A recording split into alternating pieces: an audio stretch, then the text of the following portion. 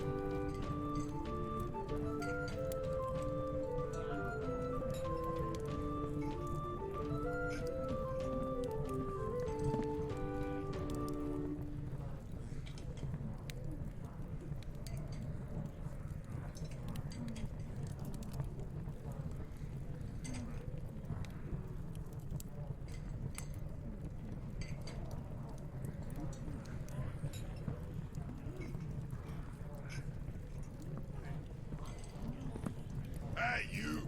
Leave your axe at the door.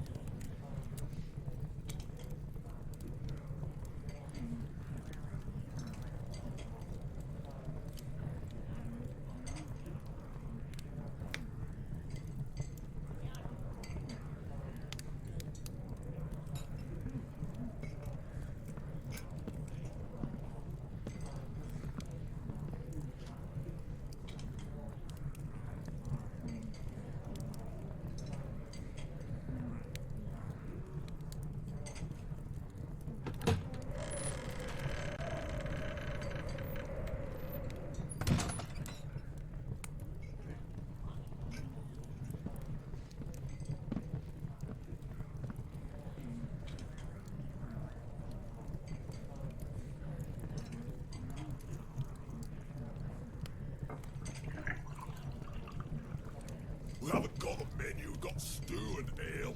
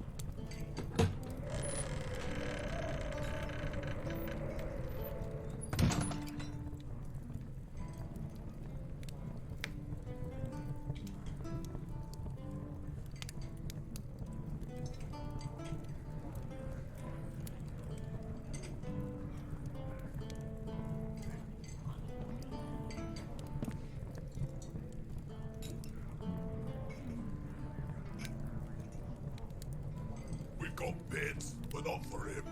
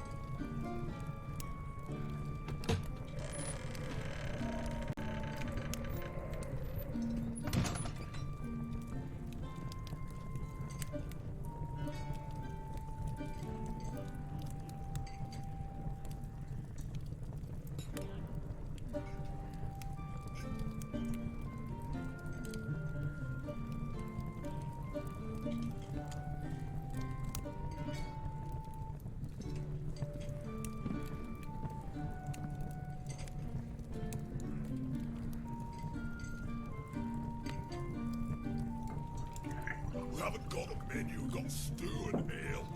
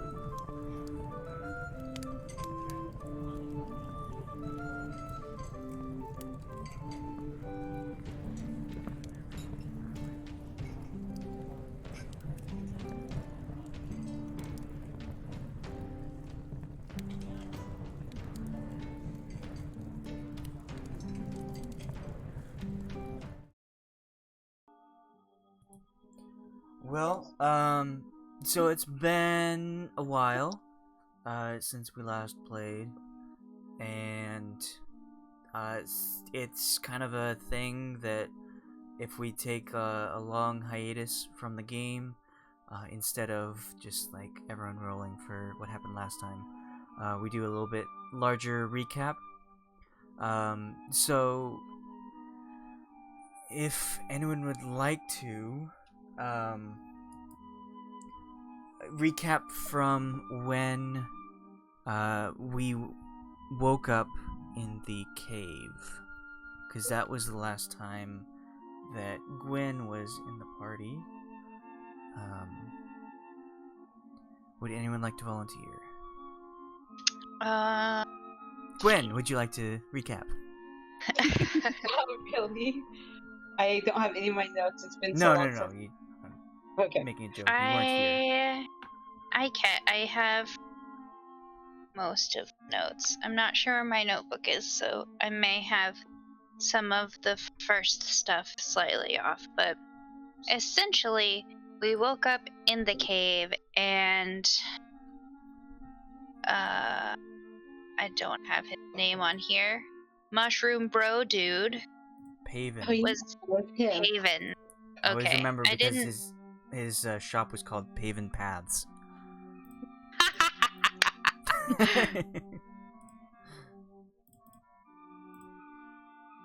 Anyway, so we woke up to him going, "Oh, good, you're alive. You touched the nightmare vine," and apparently had hallucinated all of this stuff.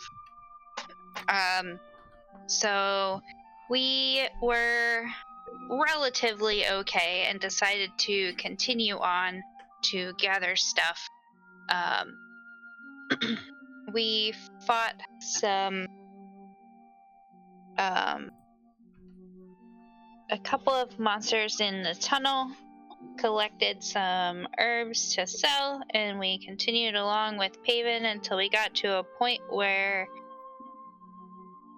we just kind of felt really weird going into this area. And then we walk in and there's a beholder, and Paven was like, "Cool, I brought these people," and so we fought the beholder, we killed it, and proceeded to, Paven kind of effed off somewhere. He was free at that point. I don't know. Did you tell him to leave? Was it you that told him? I think Guryev was like, "No, go away." Or Khalas. He was under the beholder's spell, but afterwards. Yeah, afterwards it was kind of like somebody was like, "You need to go now," and he just kind of effed off. While we determined exactly how much coin we could carry, by maxing out our carrying capacity and throwing out stuff we could easily buy again. Because the beholder had a large treasure hoard. Yes. Mountains of various kinds of coin. And some items. So we collected all the items, and then Khalas tore a patch off one of her robes to bring a horse. To bring a horse. And so we loaded up the horse, and we loaded up all of our bags with the special items, and then as much gold we could carry, and exited the cave. And we camped like partway to the road, I believe. It was, if I remember correctly, it was kind of late afternoon or early evening. Came out of the cave. And we camped, and there was like a possum or something that tried to eat our food, and Khalas scared it away. Otherwise, we didn't notice anything overnight. I think it was not that night that Delta noticed something about one of the items. I think it was the next night. Anyway, the next day, we continue on towards the road, and we're traveling along the road, and meet a dragonborn merchant, Kleakundragud. I do have his name, his very long name. And we were talking about buying some stuff and looking at some of the stuff that he had. We found out that he was going to be going to Waterdeep, and Guryev decides, "Oh, I'm just gonna give this dude 5 platinum to invest in his business." And so then we just kind of traveled with him towards Waterdeep. There were a couple of things that happened along the way. One of the nights, Delta was taking the last watch, and the dragon horn in her bag was like glowing and talking to her. Or there was something in her bag, and she didn't know what it was, but she suspected it was the there was like a Underdark god statue, and so we buried that somewhere. But it happened again the next day, and so Delta digs through her bag, and it was the dragon horn that they had found in the beholder's stash, and it was like I'm trying to remember exactly what it said.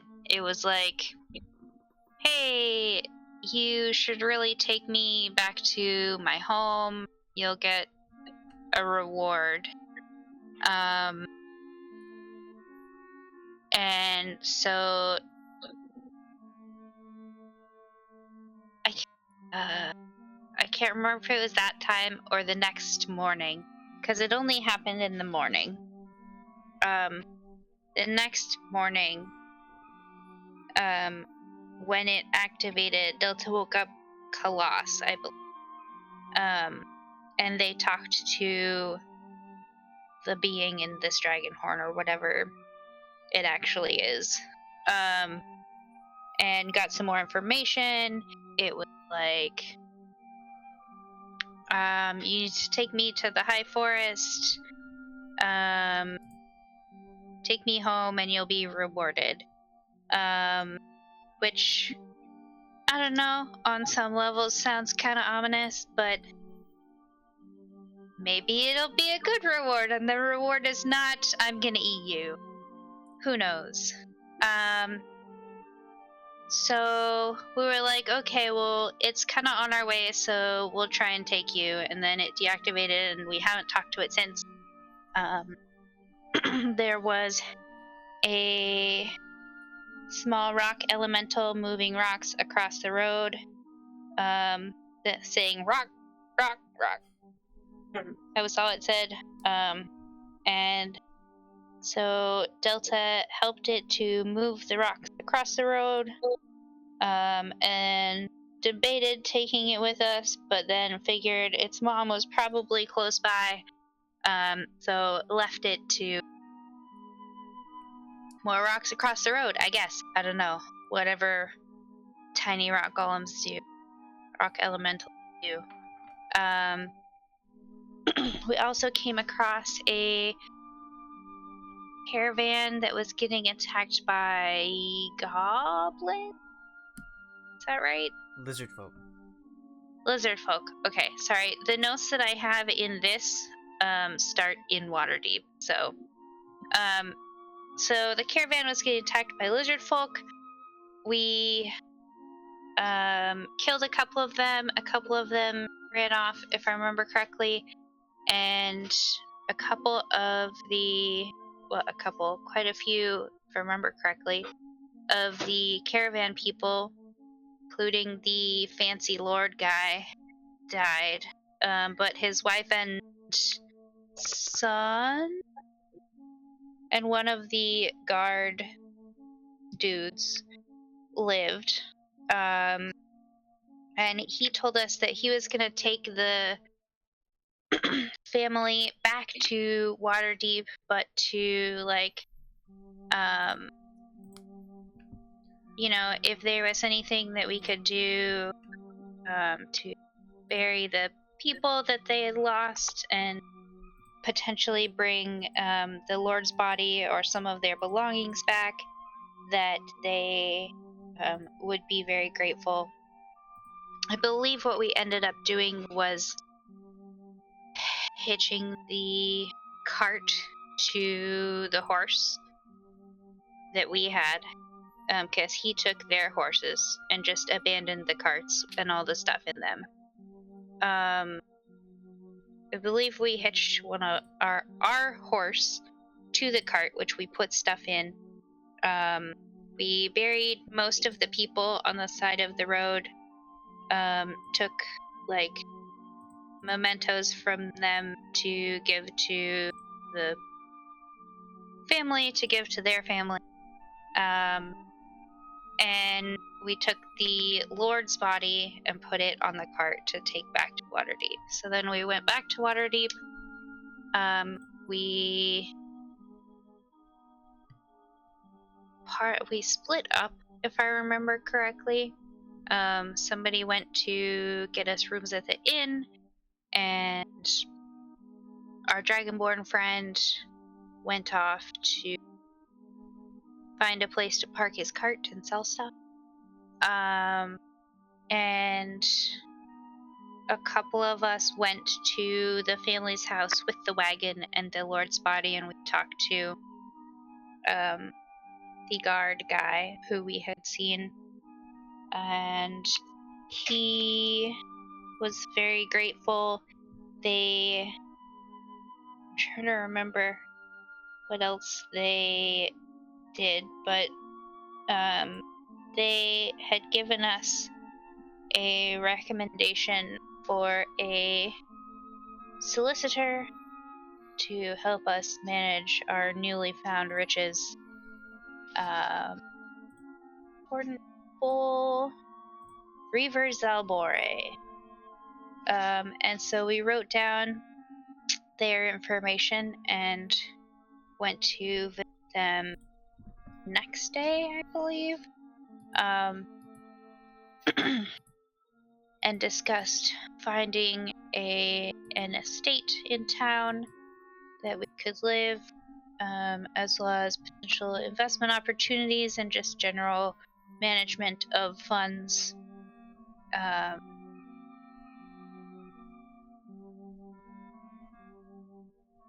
And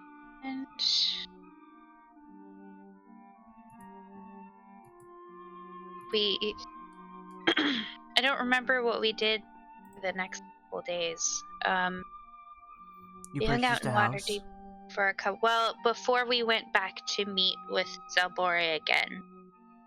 So before the purchasing of the house, we kind of hung out for like 2 days.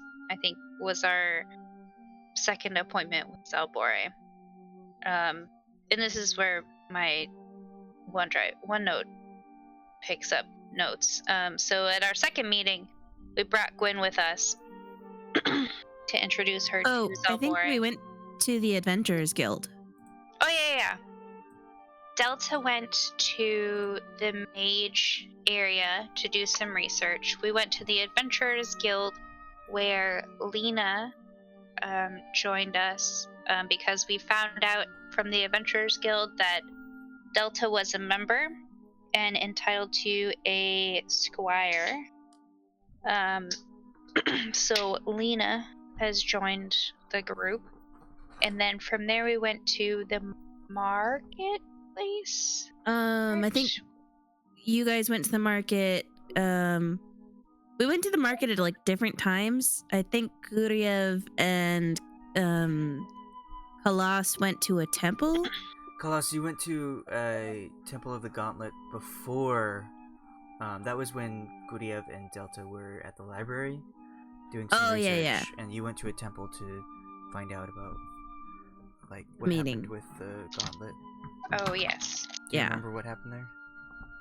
I mean, I vaguely remember like essentially talking to the guy, trying to find out like if there was any members who survived in Baldur's Gate, if they had seen Vasid at all. And then I remember finding out about the meeting that was to be in Neverwinter. You also got a little bit of information about the start of the campaign when you all lost your memories. Oh yeah, that like why that event happened. Yeah, so like I found out that the event that at the start of the campaign, that like fest hall that we were in early back several years ago, and the start of this campaign, it was because they had gathered all the most powerful heroes to fight a Tarask, like a thing called a world eater or a city eater. World Eater. And we defeated it. We defeated this Tarask creature. And so we were celebrating that. And then this thing happened, this loss of power and memory happened. But they don't know what caused that, right? That was something I didn't get to know. Not yet, yeah. Yeah. And Delta and Guryev were at the library doing research, both on what you've done in the past and what you're going to do in the future.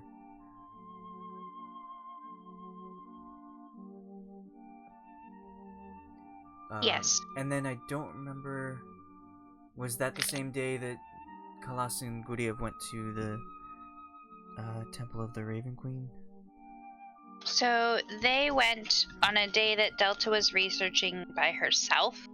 And then the second day, I believe, is the day that Guryev came with. Okay.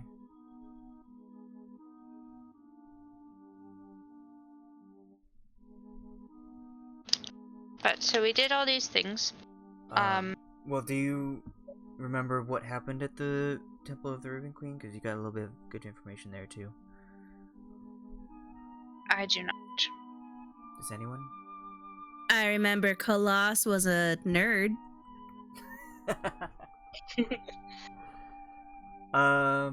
Well, Definitely didn't fit in. Yeah, Khalas was a bit awkward, while Guryev was pretty slick about being there. But you did find out that the Raven Queen was not involved in the attack on Baldur's Gate. But she is not quite keen on the fact that some person is creating an undead army. And also the priest at the temple was trying to hint at, like, demons are not the way, but maybe devils? Maybe devils, maybe? But yeah. Demons, no. Devils? Hmm? Yeah. I think that was it for that place. Anyway, back to Delta's recap. Yes. So all of that happened. And then a couple days later, we met with Zalbora again.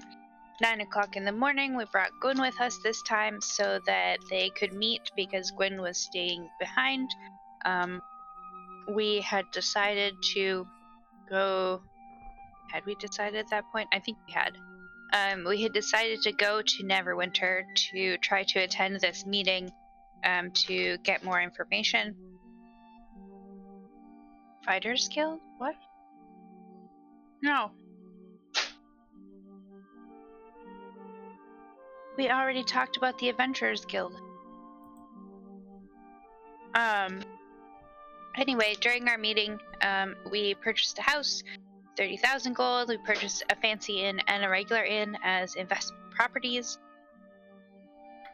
and set up funds for the inns, for the estate, and for paying people to handle stuff like cleaning and yard work and such. I've stored most of our money. We did some exchange for smaller coins because it's kind of hard to walk around with only gold. And we had thrown out most of our, all of our small coins in the cave so that we could carry more of the larger value coins.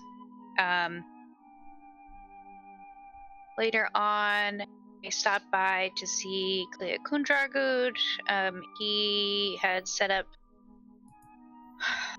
on the street in the docks area, if I remember correctly.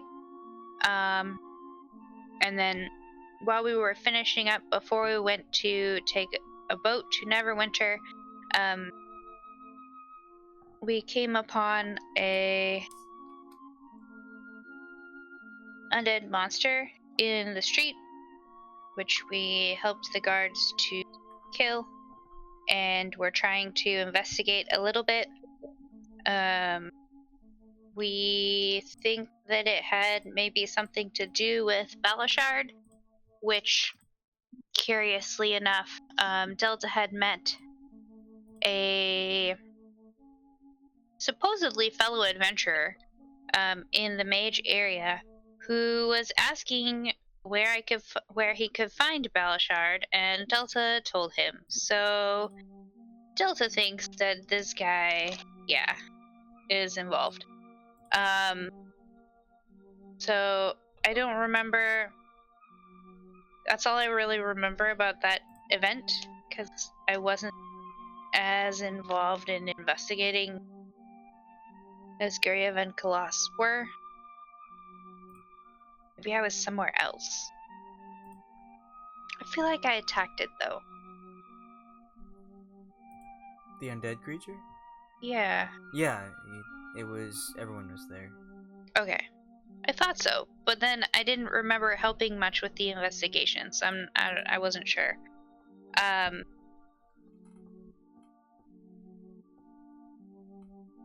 trying to think if I'm missing anything about that. We Khalas- investigated like the tent where Balashard Yeah. was. Was he dead? No. You couldn't get inside his tent. Yeah. Mm. It was somehow locked, as a tent would be.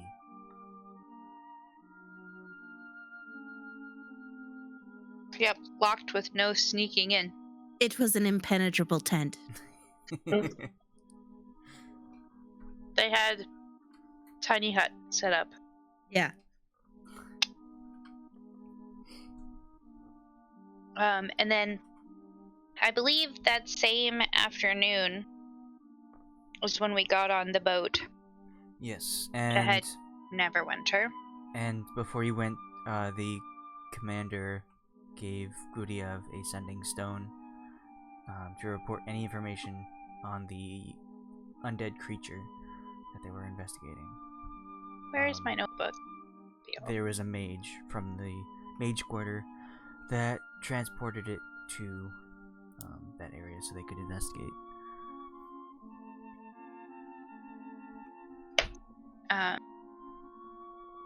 Then it took us about a week to get to Neverwinter. Delta was doing experimenty thing and getting to know Lena a bit. Guryev was working on languages. Lena helped out with some stuff on the ship.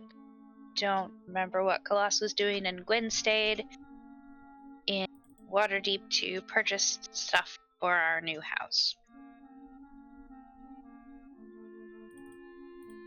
And then we got to Neverwinter, and I believe found some place to stay, and then headed out to find this meeting of the Gauntlet, I believe, Order of the Gauntlet meeting.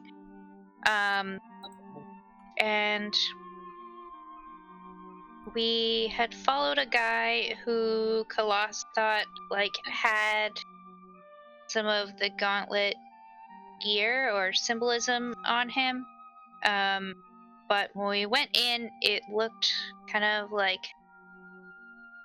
a temple, but also kind of like a place that had been abandoned.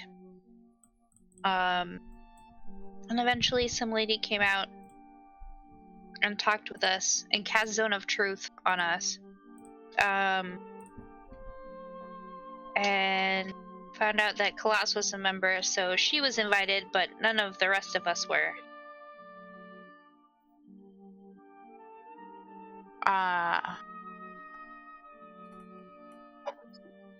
And we were kind of concerned about this, but eventually, Khalas decided to go with her.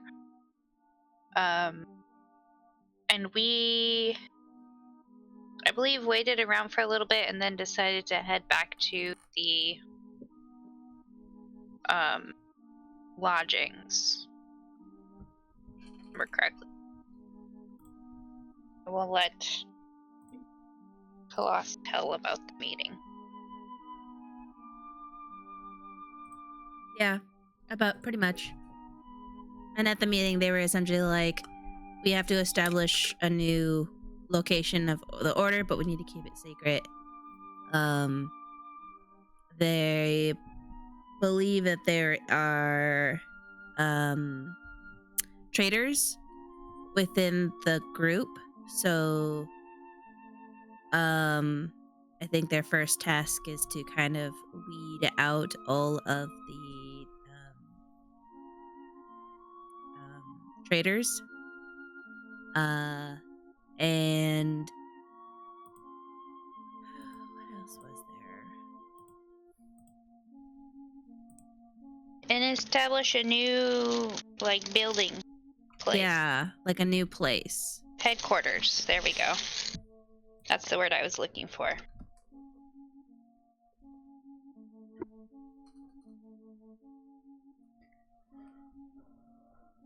Do you remember the signs that you were given about the turncoats?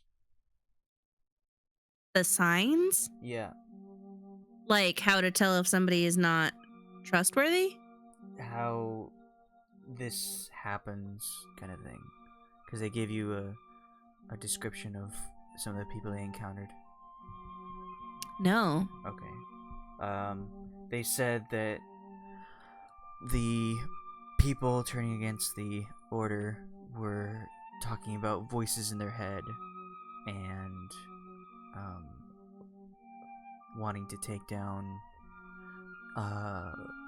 others as well as themselves. So if you do happen to hear something, you should like report to the gauntlet immediately and get yourself to safety and people around you as well. That came up because of the mind flayer? Or they believe... No, because there was something going on in the Underdark, right? Well, that was different. Sort of related, but one of the people said that he had to kill his friend because he had turned, and that's the symptoms that he was experiencing. Yeah, but and we had talked about the Underdark, and they believe... Because you mentioned the name of that... Oh, yes, thing. That's right.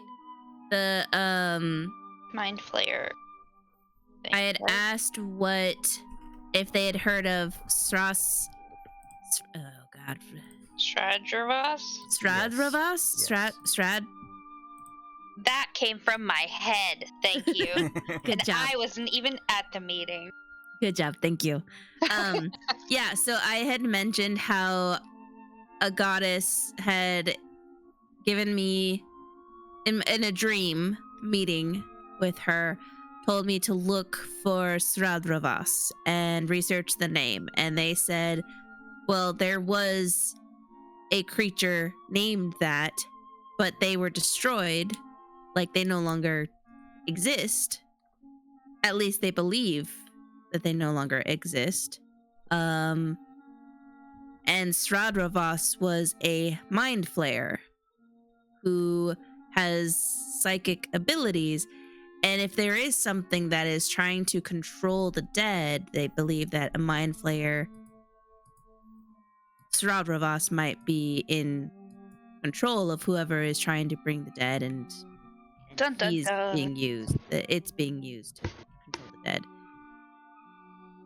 And hence the whole psychic thing. And they had said, like, you should investigate the Underdark.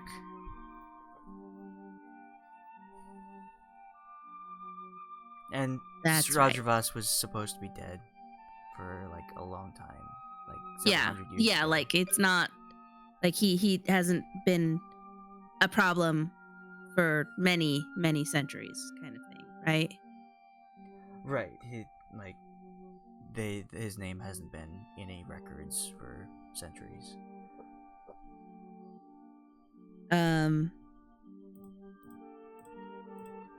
Oh, and they gave me a horn. That Horn of the Gauntlet can only be used by a member of the Order of the Gauntlet, and I became a member of the Order. And they said, like, blow this if you are in a dire situation. Oh yeah, I remember now. So you told them that you weren't, like, actually, but that you were supposed to be. And they were like, oh, okay, well, let's just make you a member right now. Yeah. And then you gave them money to make their new location, which they decided was in a place we had been to that I don't remember the name of. I'm making more ramen. It was in Westgate. Yep, that place that we have been to. That wasn't the desert, was it? No. No, it was at the edge of the ocean after Gwyn joined us and we took the boat where we landed. Yeah. Yeah. Okay. Oh yeah, there it is. The Dragon Mare. But yeah, so they're setting it up in Westgate, and I gave them money to help start building the building or whatever.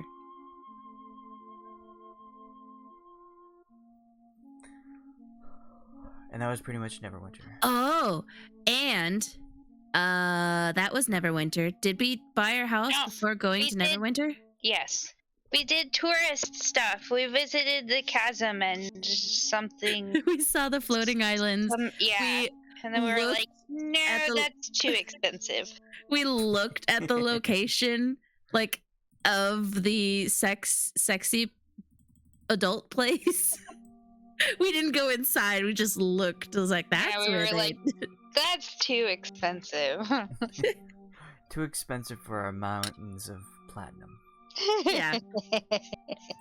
And we came up with a group name. We did. And a seal, and so that I could make that was one of the things that I bought. Was like a seal and a wax for sealing letters, even though we have sending and other such things. Or message? I don't know. It's not my spell. I just know we have something. And what was the group name? We have The Eminent Faerun's Eminent Wardens. FEW. And I think Althea, can you like? Yes, I'm working on showing the thing. Okay, cool.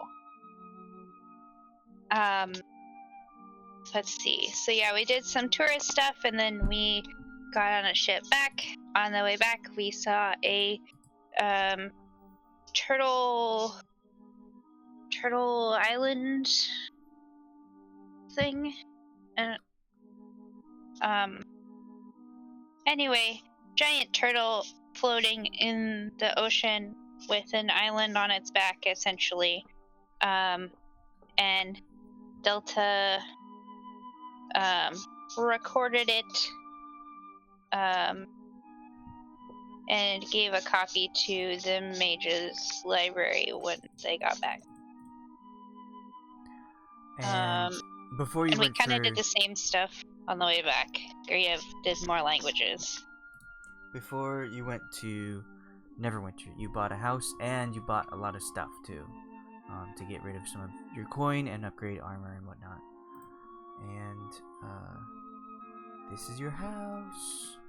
Ta-da! It's very nice. Oh, that is a nice house. Look at all those pretty windows and pretty shrubs. Oh, is that one of the pictures that I found? Yeah.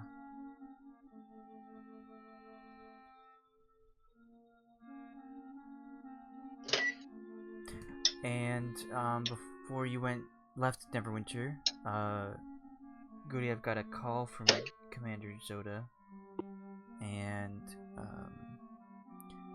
your suspicions were confirmed. It had the creature that you had slain was wearing rags. It appeared that they had like the symbol of Umberly on them, which Balashard was a worshipper of. I don't remember if there was any other thing on it.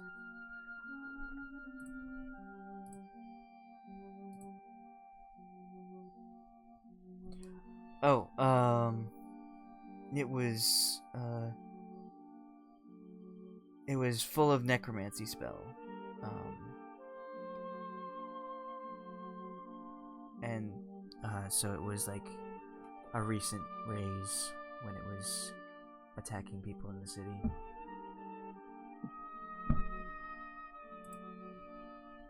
I don't know, Alex, if you can put. I just uploaded the image.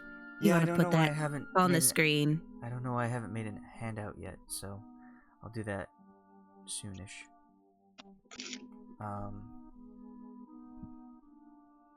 And then what happened once you got back to Waterdeep? So we went back to Waterdeep and didn't stay very long. Just long enough to make sure that everybody had a mount and to pick up Gwyn. And then, yeah, we stayed one night in our new house. We set off Red Larch. On the road, we came across some centaurs that were attacking the caravan. Delta rushed up to put out the fire because they had lit part of the wagon on fire. People inside the wagon were calling for help. We ended up killing some of the centaurs and some of them ran away, making a comment about their losses and that they couldn't recover what they came for.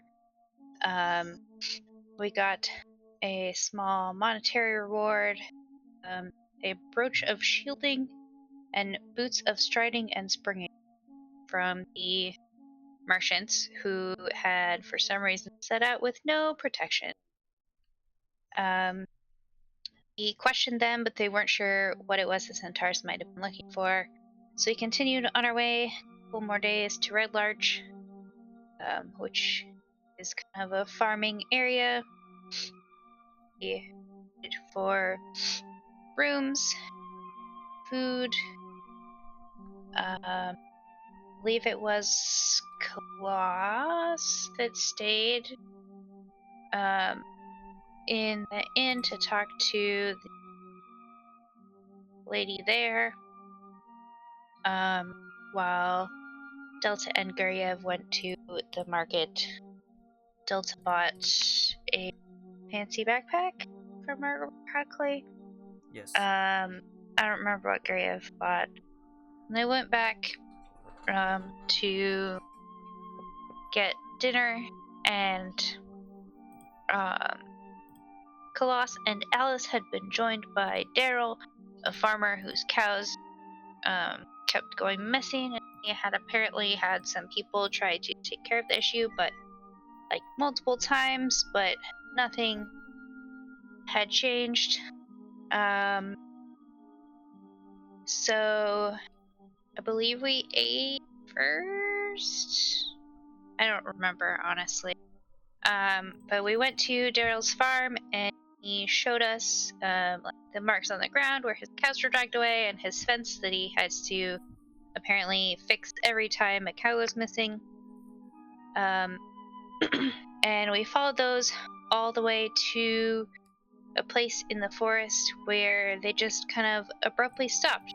And in investigating around that area, Delta noticed something weird about the ground. Right before the ground opened up and she got dragged underground by a creepy spider shit. Giant creepy spider. That sounds dreadful. And so everyone else, I think, used some rope to get down into the cave, and were searching around trying to find the spider that had taken Delta. And obviously all the cows. I think there were some smaller things that they fought in the cave, but whole while searching for the spider. There were some shadows that attacked them. Shadows, yes, that's right. Eventually the spider was found further into the cave. Spider was beaten up quite a bit and tried to run off. At which point, Delta was freed from. I think she was like wrapped up inside of like a pit in the cave. And then we tried to go after the spider because the guy wanted proof that it was dead. And instead we ran into slimes, I believe. Yep. So we kill the slimes, and then we go back out, but it appeared that the spider had run off. So in hopes that it would not come back, we kind of collapsed the hole where the cave was, so that the entrance was sealed, and then went back to the inn, I believe, to rest for the night, and then went to talk to Daryl in the morning, and he was like, well, I told you that I wanted proof, so I'm not paying you. And we were like, well, we don't really care. And then we left. And we went through a couple other towns. We didn't really do much in the towns. Got to get the map.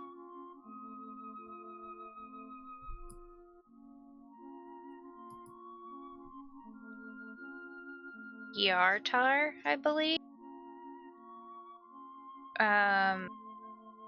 Decided we were gonna continue along the road for as far as it followed the river, and then follow the river into the high forest. Well, you aren't riding in the river. I think you're following beside it, maybe? I don't remember. No, we were gonna follow the road for as far as the road followed the river, and then we were gonna ride alongside of the river. Okay. Into the forest. Okay. But I think we were kind of like right there where like the road left off from the river. Last I remember. I thought we were just outside of the forest. I mean, it's kind of the same place. It's just like that area right outside the forest at the edge of the river. Last session, we ended inside the forest, but then I thought that Khalas might have some good information from her divination spell that she wanted to share with the rest of the group. So right before you enter the forest, Khalas, if you'd like to share, that'd be cool. If not, you can just enter the forest as normal. Okay. All right. So, my Colossus god talked to her because she used the divination spell. And, my god said,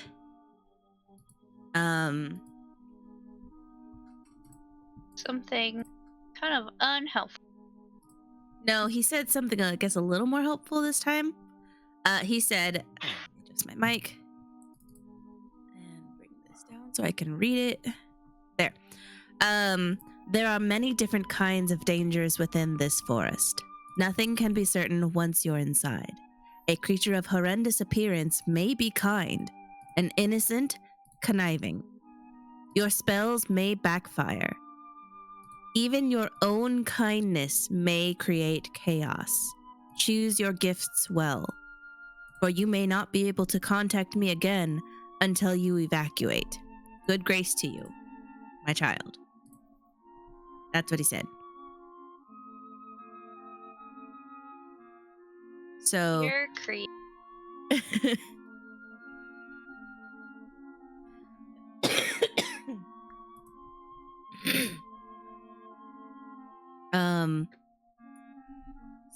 So it sounds like, we might have some magic troubles ahead.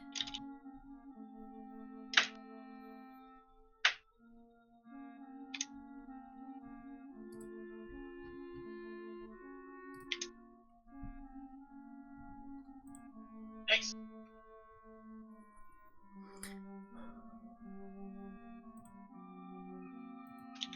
And with that, you enter the forest, yes? Yeah. Yeah. All So right. am I with them at this point, or Yes. Yes. okay? I thought she'd said You I didn't joined, you didn't so. come to Neverwinter. But you did come left Baldur's Gate to Okay. head this way. Did you tell her how much money we had? Well, I don't know, but I'm sure we could just link her the spreadsheet.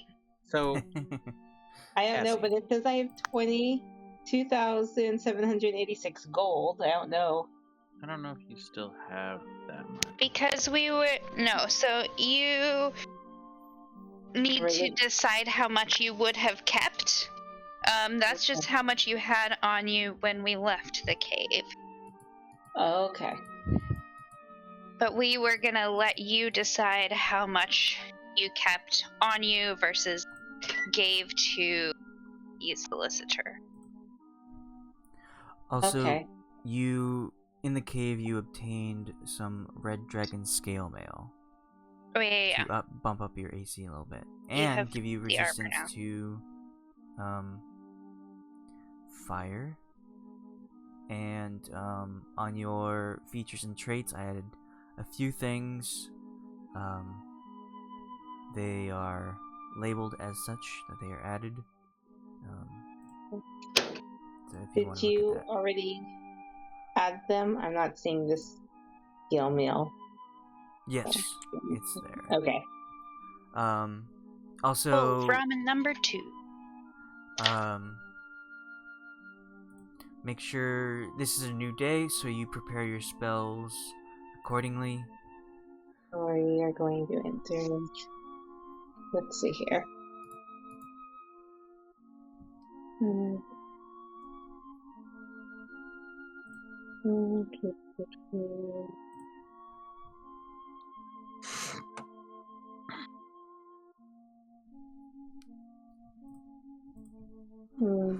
Okay, give me.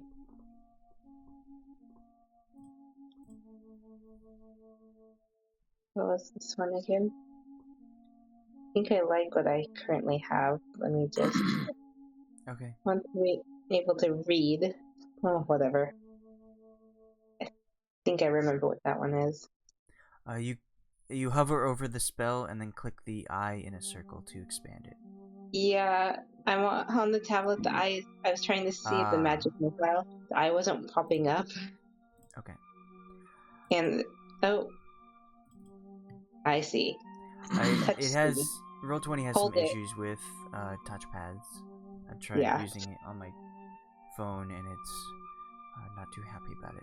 But Yeah, that's why I can do a little bit on here, but I'm probably gonna need assistance now and again. So if like Amanda or somebody else has access, you or Amanda. I do. Okay. all right. I have to So you barely have- get your spells ready just outside the forest. Have your morning breakfast. The forest in front of you is massive. The trees seem to climb up with no end. As you are fairly distance away, it seems like, it's not too far away. But as you continue trekking towards the forest, the trees just keep climbing and climbing until you finally reach the forest edge, and you are a tiny, insignificant speck amongst this wooded magic place. As you enter the forest, you see that it is dense with flora. There are trees anywhere from just a couple feet high to endless above you. There are many different kinds of flowers, grasses, bushes, possibly bearing fruit. I'm not sure if you are willing to eat it, but this forest seems very dense. The sunlight coming from the tops of the trees seems to move with the wind blowing through the branches, and as you can tell, not all the light, all the sunlight you see is coming from directly above. Some of it is coming from the sides, just out of sight in front of you to the sides, and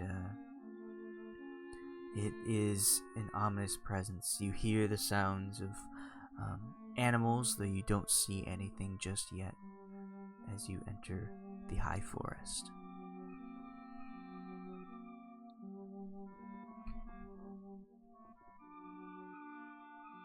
Literally very high, tall forest.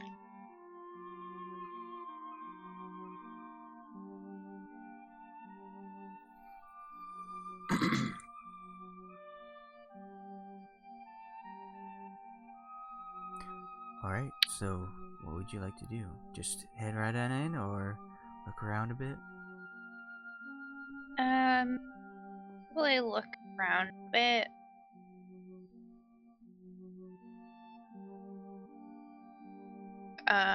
And make note of. Do we have a map? I can't remember. I think I copied one, didn't I? You have your larger map, but I don't think you have a. There, you did study it, and it said that people attempted to map out the locations, but they either got lost or never returned. So any map that was created is useless in the pathway leading to where you want to go. A little ominous that they never returned or they got lost, meaning they never returned. Well, they got lost and while they were recording their maps, and the maps just didn't make sense when they came back and showed it to people. Gotcha.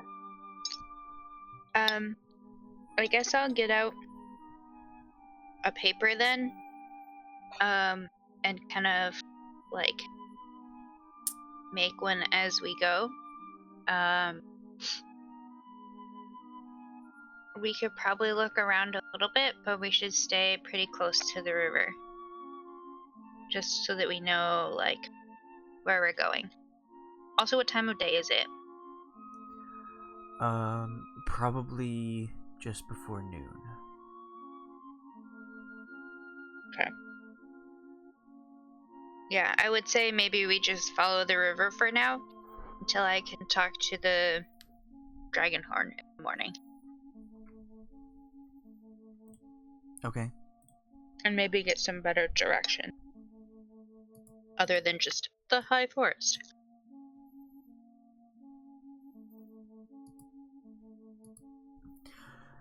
Alright. Anyone else like to do anything as you venture further into the forest? No, not really. I just like to kind of look at the vegetation. I'm not going to collect anything, but it's always nice to know what I'm passing in case I need to grab something later. Alright. If you'd like, you can make a nature roll. As we go, I'm looking out for the types of plants that I read about that were edible, as well as signs of dangerous spots to avoid that I read about, and kind of adding that information to the map along the river as we go. Did that just do? Okay. Did not mean to click that 3 times. That's okay. So, Gwen, you grew up in the forest, and so you know your stuff. You are very confident in entering this place for either guiding others to traverse the forest or survival as well. But with the high forest, everything just seems overwhelming. This is not the kind of trees, the kind of flora that you're used to, and you are very confused. You kind of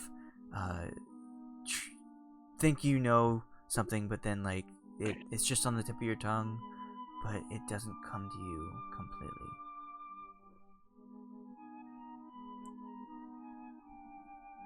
Okay.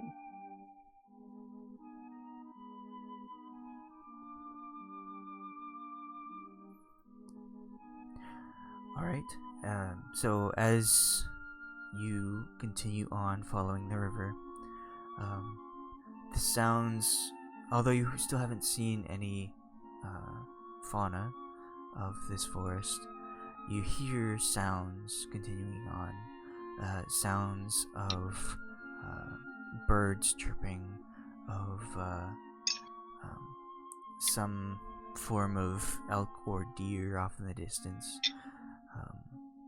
trees creaking, the occasional snap of a branch.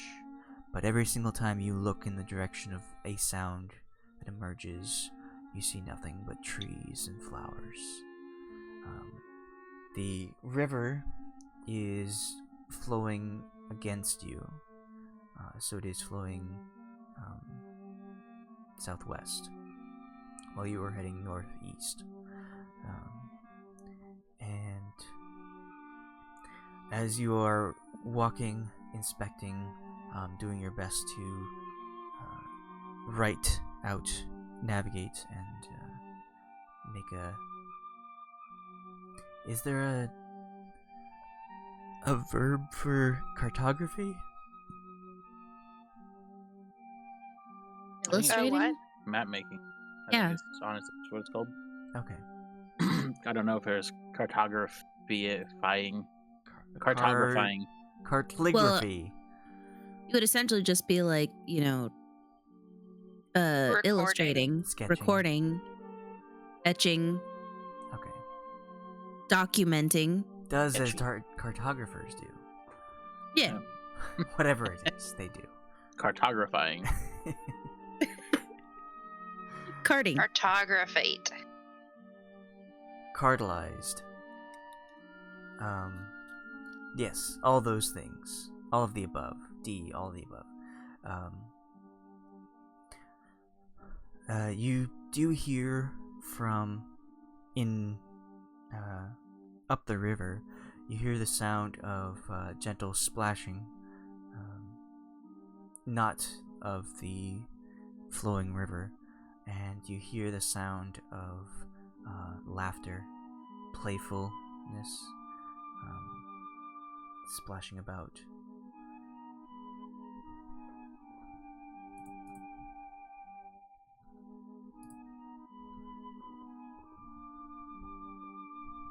As you continue on, you round a corner and you see in the water there are many splashes. There are a little bit of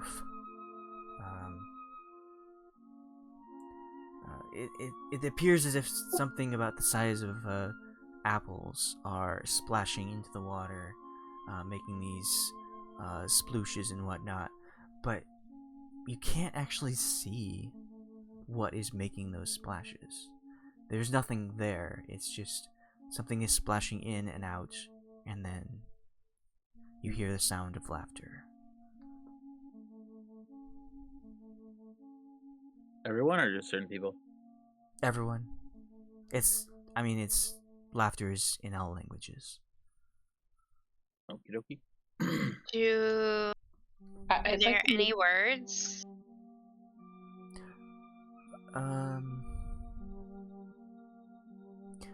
Not that you... No, there are no words. Are they laughing in like Spanish or Korean? Like, is it a is it a kiki kiki kiki? Is it a ha ha ha? Is it a ja ja ja ja ja?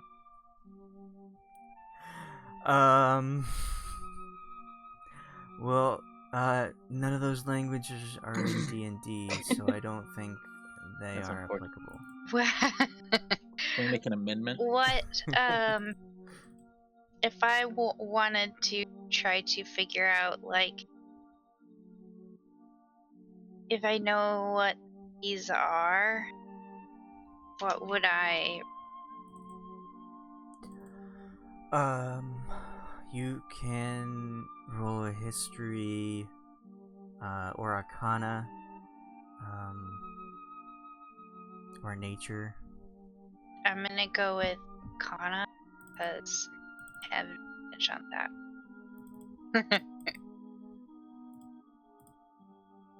In 28. Wow. Either a 1 or a 20. Okay, so, judging that by, is funny. judging by, it's a good thing you had advantage. Yeah. Judging by the size, the sound, and the lack of sight, lack of image, these creatures are probably invisible. They are probably humanoid, with the fact that they are splashing both in and out of the water, multitudes, making a lot of noise and whatnot. It is quite possible that these are sprites or pixies. Do I know which is they would... Abyssal. Probably Sylvan. Cool, I know that one. I want to say hello to them. Okay, how close do you get before you speak to them? I don't want to, like, sneak up on them or anything, so... not close. I just, like, want them to know that we are there, I guess. So what is a distance they can give?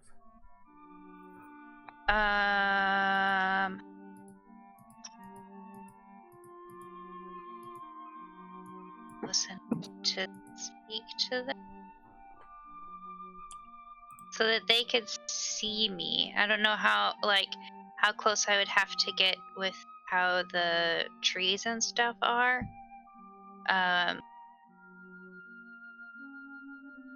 Okay. But, like, close we enough could that they say, can like, see and hear me. 100 feet, 50 but feet, that 20 feet. I guess, like, yeah, like 50 feet. So where, like, it's close enough for them to see and hear me, but not close enough to seem threatening, because I want to just, like, good afternoon. Even though I can't. Okay. As you get,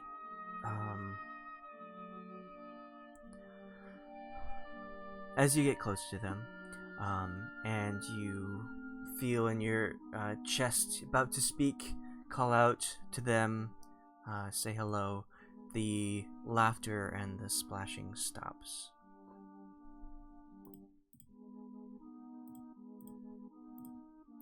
Voice actually out, though? I'm saying that this happens and then you're allowed to speak if you'd like. She's asking. Oh. She said, did her voice come out, actually? Yeah, That's just order of events. You get closer, about to speak. The noise coming from the river stops. Would you like to continue with your speech or say yes. nothing? Yes. Okay. No, I still say good. You're cutting out. Oh, sorry. I'm probably just talking quietly. Yeah, I still just kind of be like, good afternoon. Okay. When you speak, you do hear very quiet, sort of a whispering coming from that direction, and as you hear the whispering coming from upriver, you also hear it kind of like echo behind you, to your right, to your left, as if something is speaking in all directions. It is whispering, so you don't understand what it is, but you do hear speech. We're just kind of like talking a little bit, like, we don't mean you any harm, we're just passing through.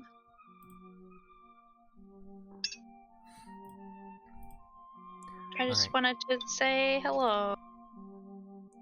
So,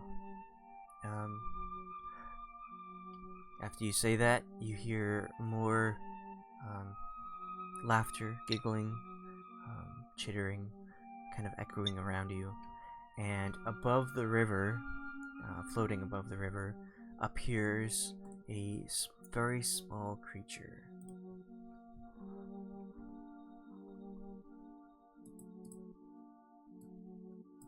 Looks to be a humanoid with dragonfly wings. And in Sylvan, it says, "Hello." How do you do? I am Delta. "Oh, Delta, it's very nice to meet you." Indeed. Wow. "Why have you Hope we come across didn't. our playground?" I hope we didn't startle you. "Oh no, we heard you coming." "Oh, Okay. We just are following the river so that we don't get lost. oh, that is a very wise choice. It is easy to get lost for outsiders. Why have you come here?" We are searching for a place in the forest to turn something that we found. "Oh, that is very kind of you." We're not really sure where to go. "Well, that's not a very good start, is it?" No. "Well, unless you let me know where you're headed, I can't really help, now can I?" Not that attitude. Does anyone else speak Sylvan? Nope. I don't think so. Dang, that sucks. Really? Yeah. Okay, let me double check. I speak Elfish. Nope. I mean, I speak I speak Yeah, Elvish. Druid and Elvish. In common, of course. I mean, Oh, wow. the written language is really close. I'm not sure if it's spoken.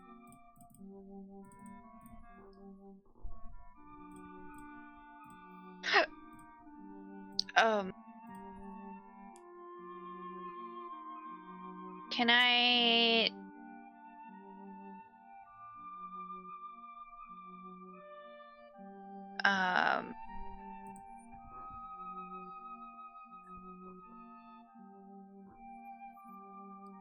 can I incite her?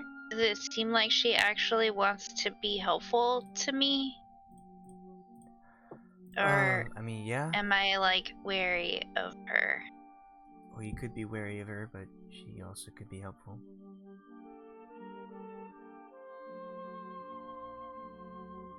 Oh, I mean, it seems like she's wanting to genuine. help. Yeah. Okay. And I'm gonna tell her, well, we found a magical dragon. Do you know of anything like that belongs in the forest somewhere? Oh, that is very general. That'd be everywhere. If you're not too careful, you might run into one. It said it wants to go home. Where would a dragon home be in the forest? Well, I suppose I could I mean, tell I you a know bit there are more. many different kinds of dragons here. but yeah. Well, if you offer something, maybe I could help you. We do think that a trade is in fair order. Of course. Is there anything in particular that is helpful to you? I can make you some ice. Oh, well, ice would be very nice and would help us cool off in the summer heat. I don't think it'd be as useful as the information I could give.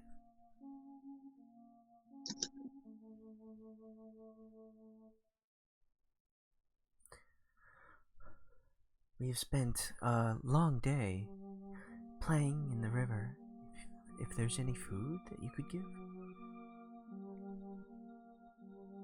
Ah, of course. And I'll turn to Khalas and ask if she... I'm assuming she has already made for the day. What was the plan for that exactly?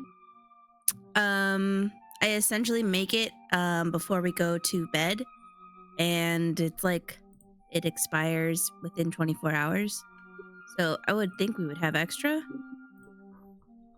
Okay, I mean, I have rations too, but I will turn and ask Khalas if she can give me any extra food that we have for the day. Yeah. I'll give like, I don't know, is a pound enough of food? Is a pound enough? Because it creates 45 pounds of food and 30 gallons of water. That is...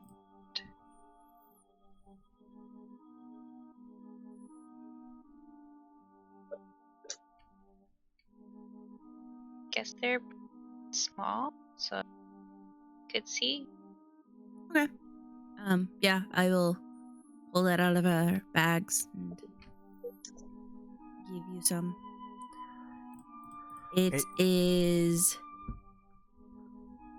just says the food is bland but nourishing.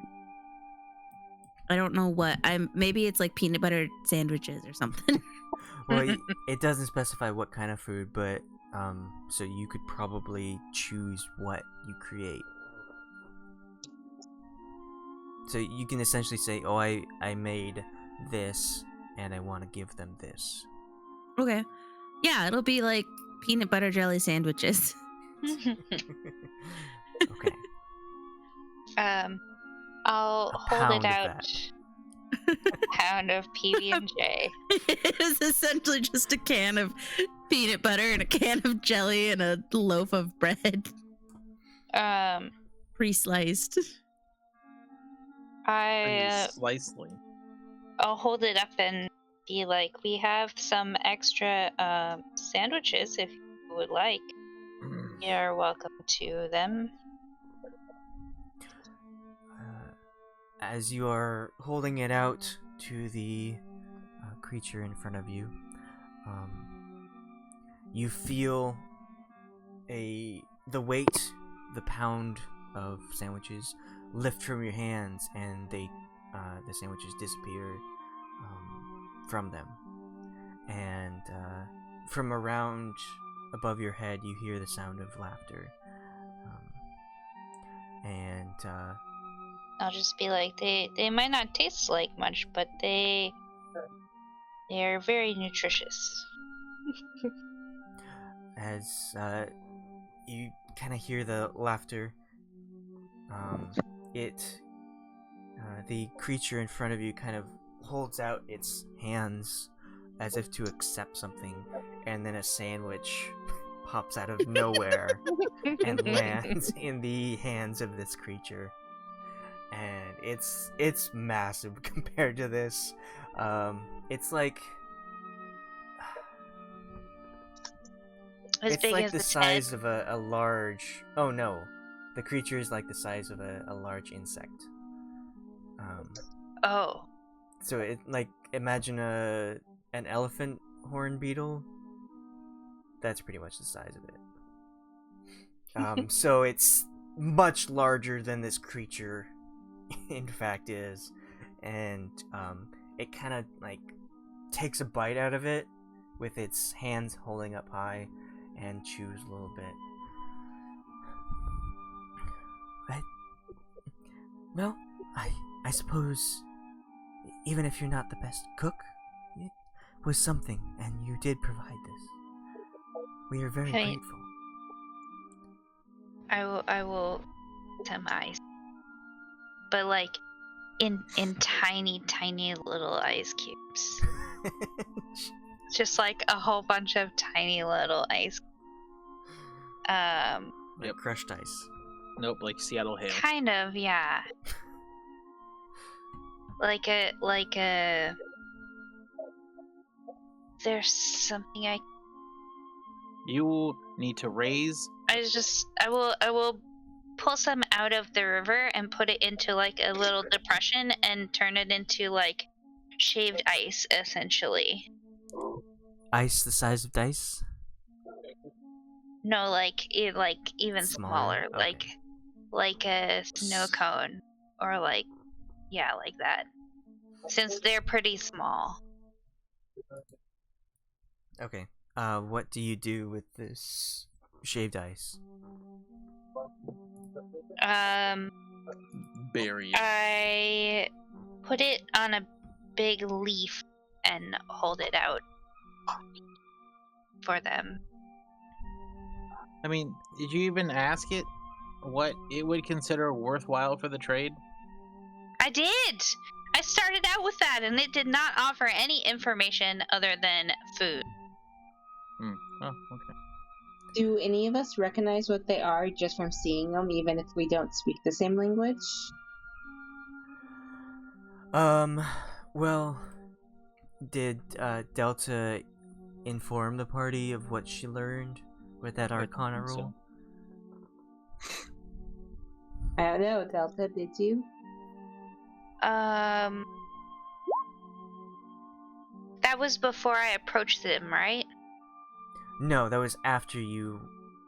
Oh no, yes. Yeah, so if it was before I approached them, then I would have said something before approaching them, like asked everyone to stay back where they were while I approached to talk to them. Okay. So yes, you do know them to be like pixies or sprites or something of that sort. Okay. Little fairies. A fairy.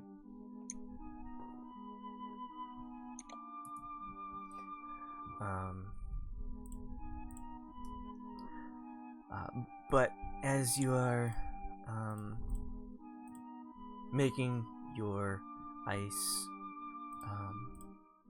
appearing sort of nearby are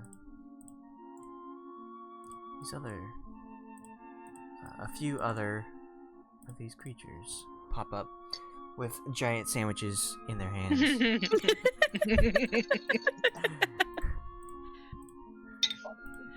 They appear to be the ones who have taken it from Delta.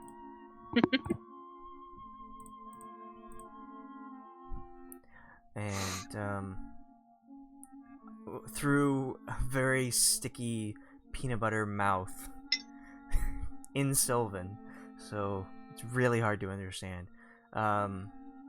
You hear the one you were, or not the one you were talking to, the one in the middle now speaks. So, the sandwiches are okay, but you did take time to prepare it. Sorry. So, in exchange for your information, the sandwiches information, right? If you follow this path, you will see a great mountain range, and that is where you'll find dragons. Of course, I mean, you look around, there are dragons everywhere.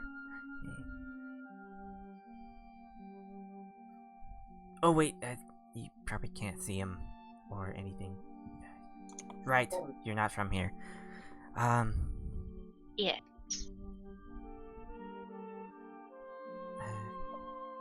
So, you didn't say what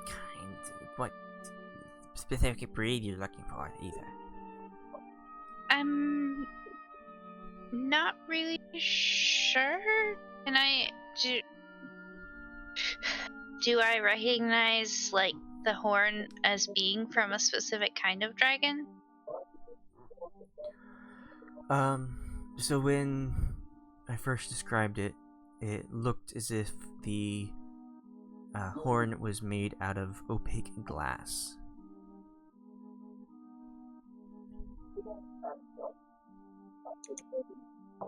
Are there crystal dragons? Yes, they The are horn residing looks- in the. And one of the other ones The is like, horn looks glassy.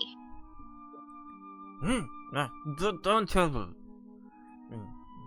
Through full mouths.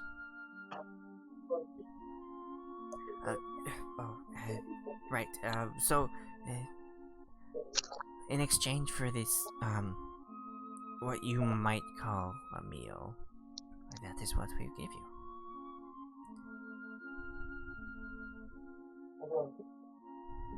Do you have anything else to exchange? Let me see, and I will rummage through my bag.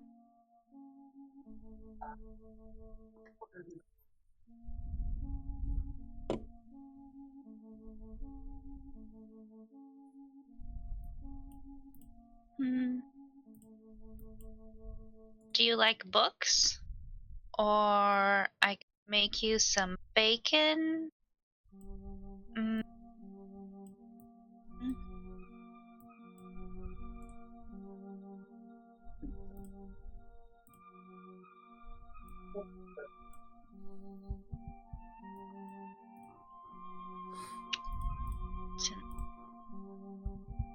I haven't.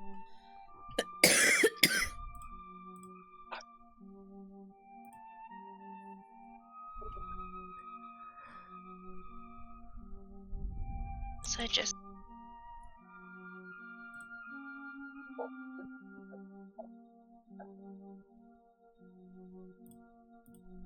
Did they answer me at all? Oh no, I thought you were listing some other things. Oh, that's what I was gonna look at. Here's my.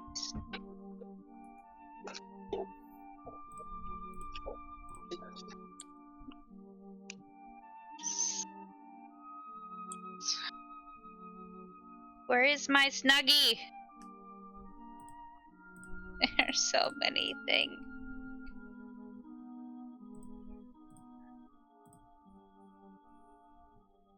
Perfect.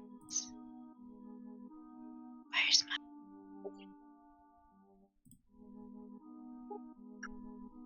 Did you keep your Snuggie?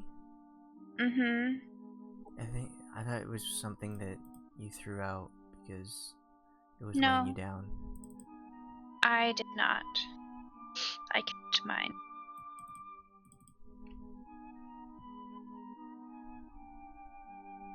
You can also ask your fellow party members if there's something.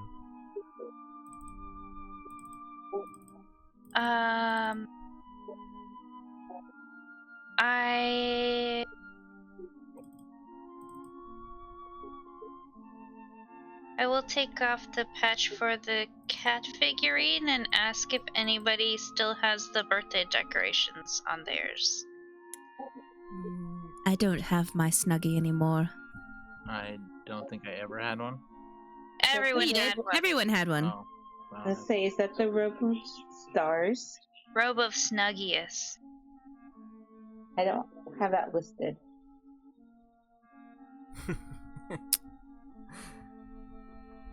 Delta's the true Snuggiest. I have used a lot of. I had used like most of my patches. I just really want the birthday decorations, but I know I used them. That little goblin where he was. I guess I could take the bucket of fried chicken off too.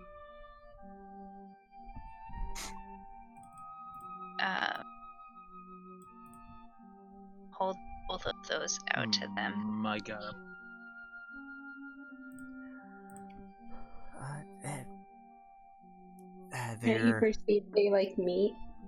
Oh, right. Khalas had bought everyone a Snuggiest robe when we went to Westgate, and it was before we got Yeah. robbed. So I had money to buy them. Yep, so I'm gonna hold out the bucket of fried chicken and the blue porcelain cat figurine to them. Also the ice, which I will make turn rainbow colors. It just cycles through all of the rainbow colors slowly. Okay, so they finish their sandwiches, and all gather up a little bit closer.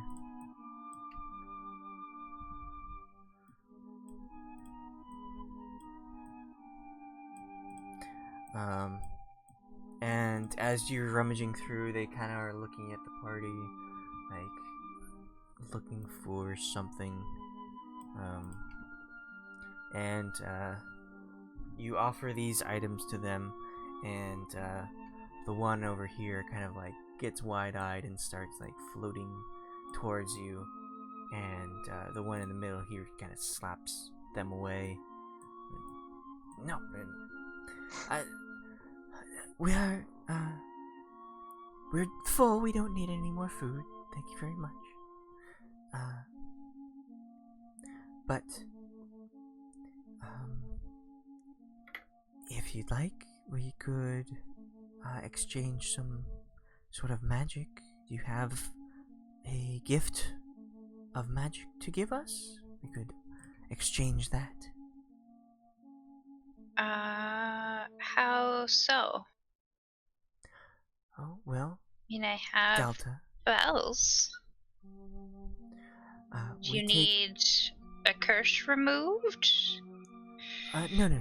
We take a little bit of what you've gained, and in return, we give you something of ours.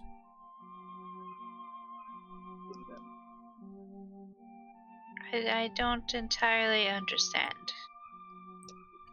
It might be a bit confusing for outsiders to understand.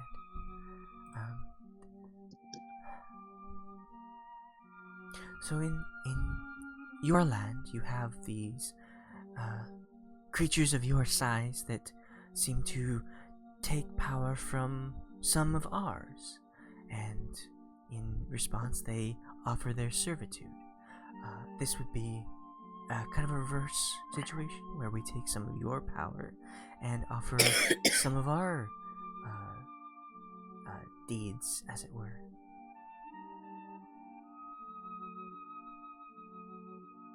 I see. How much power would this be? Well, of your stature, you seem to be... I can't really judge, you haven't done too much. But I can tell your friend over there has gotten to a point where she's able to create food out of nothing. And so, if she would like to offer one 1/8 of her power to us, we could give you something in return in that sense.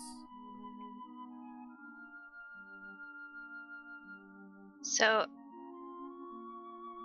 I'm kind of confused. Is she giving them a level or a spell slot? These creatures are asking for a level, in exchange for something.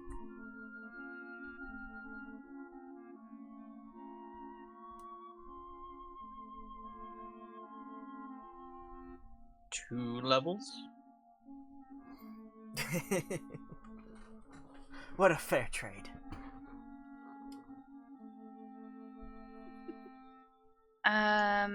And what? So you would do stuff for us? No. You would gain a gift from us, so a gift for a gift.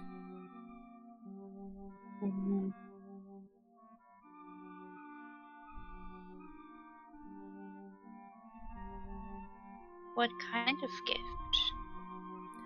One That's of a secret. power equal to what we are given.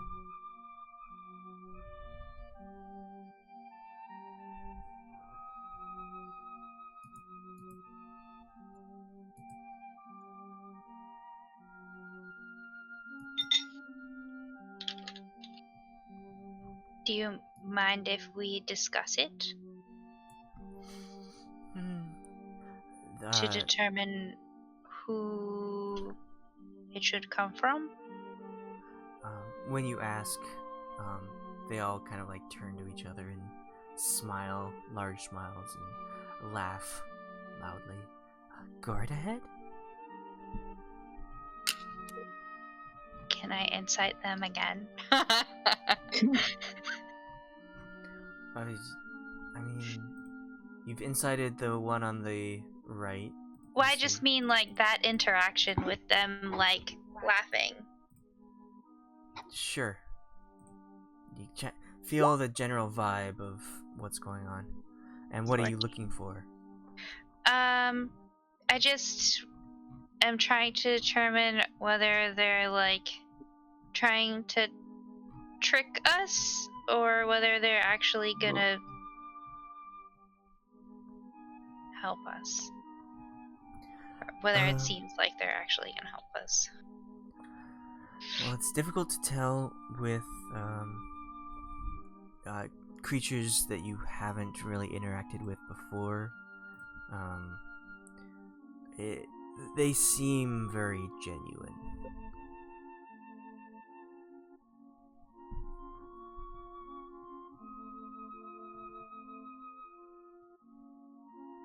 Okay.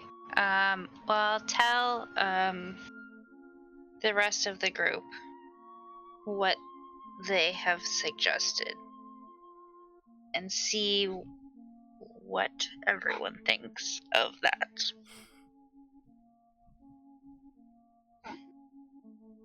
Okay. Real fast, what's the name of the forest again? The High Forest. The The High Forest.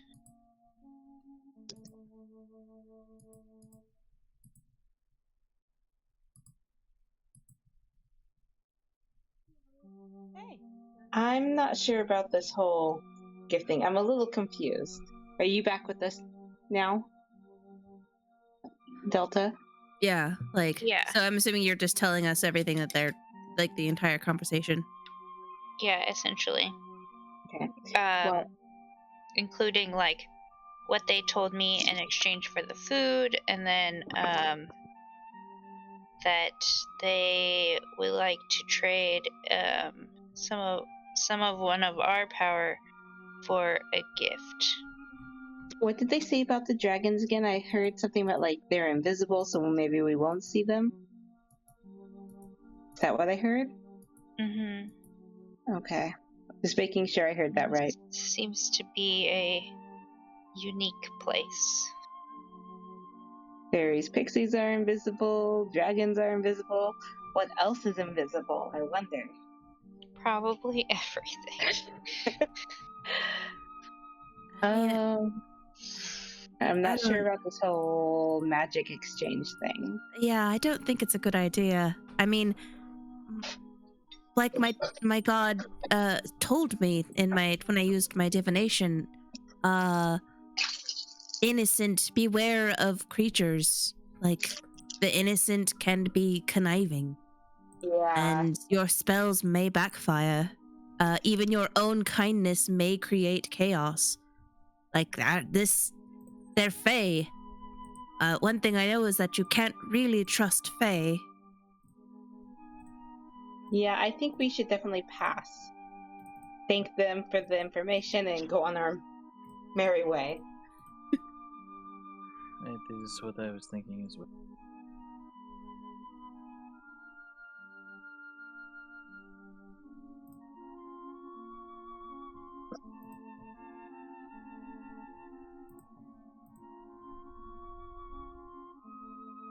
Okay. I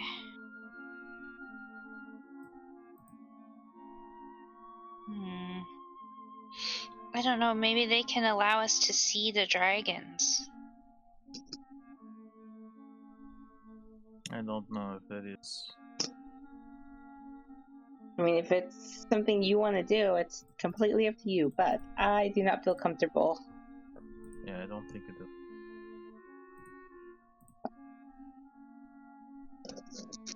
I thought the dragons were in the mountain anyways. That's where they live.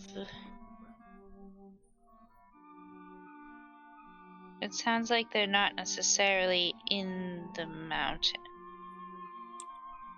Have you talked to the horn?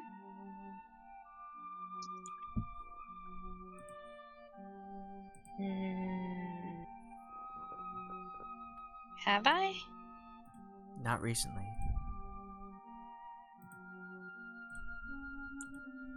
I was planning to talk to it in the morning.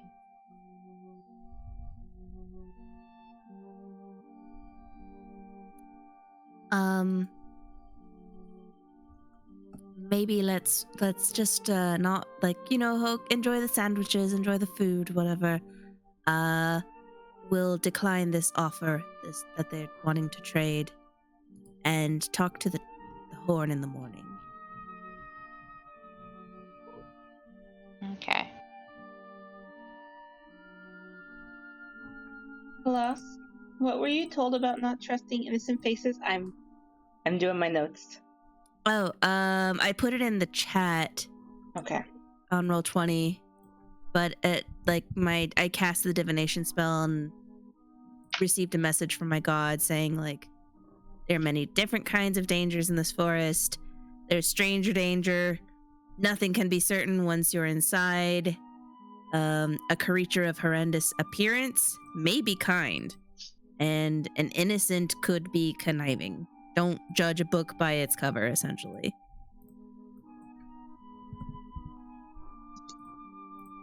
Okay.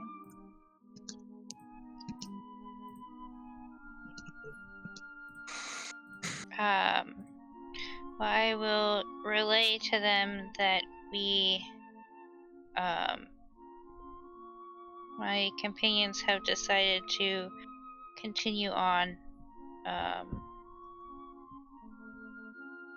Would thank them for their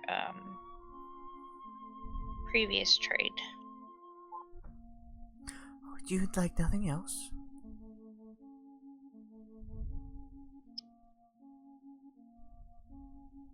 What was that? You wouldn't like anything else? Not at the moment. Okay. Well, I guess you'll be on your way, right? Yes, we don't want to intrude upon your area here. It wasn't a bother. But we do have one more word for you, Delta. Death. Walk. Kill word. Power word kill. No. Delta, walk. And you feel your body kind of stiffen up and start walking forward. And the fairy pixie creatures start to circle around and kind of like equidistant from each other, circling above, floating up higher above the river, chanting Delta walk, Delta walk, Delta walk, Delta walk, and you are walking towards the river. It I'm gonna feels hold like person on whom? on Delta. Okay. Make a saving throw, I guess.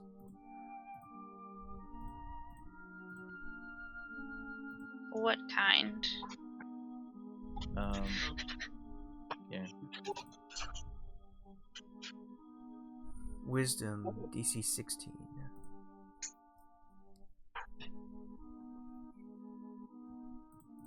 Really? I have a +6. And she like, I don't know. Is it never mind. She is not willing to be under the spell because her command is to walk. And she starts walking and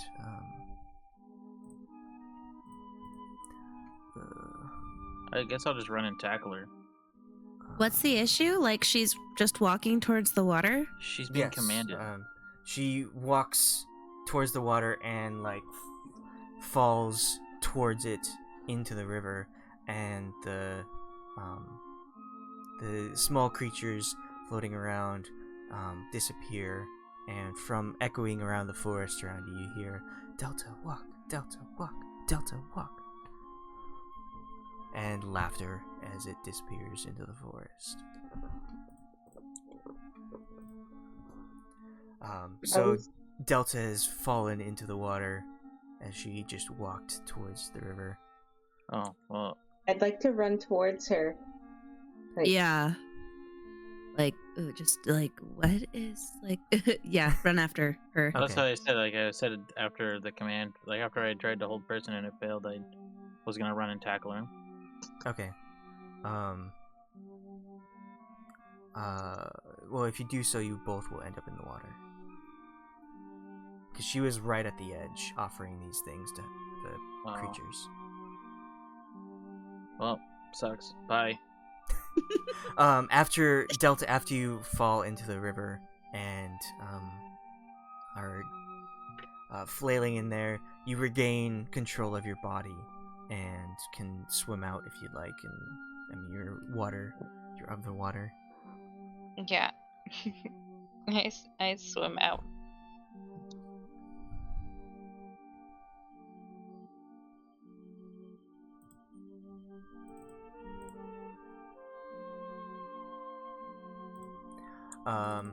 So you feel, you swim out and get up on the ledge on the bank again and pull yourself out. And as you do so, this water like feels super slick. And it's like you try and wipe it off, but your hands just slip on yourself. I use shape water. Or whatever that spell is. Yeah, I use shape water to get it off me. Okay. It's not water, it's saliva. Close. Yeah. It's not water. It It's doesn't semen. work. It's stomach acid. You try and shape water, but it's just not coming off. It's feels like it's oozing down you as well. It's very thick. Super. maybe it's not. Oh, yeah. So thick. It would have to come from something giant. Ew.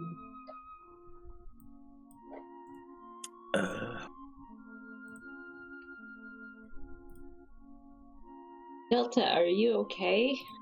I ask as I reach her. Delta, why did you jump in the water, you dummy? Why would you do something like that, bruh? I had no choice. What is all over you? I'm not really sure, but it's not water because I can't get it off. Well, don't you have water in a pouch? Maybe that you can use that to get yourself clean.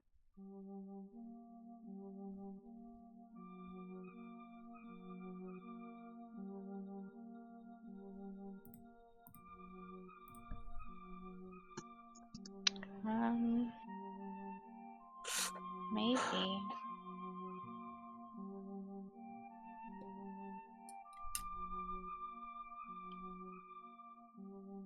I tried to use water to get it off of me.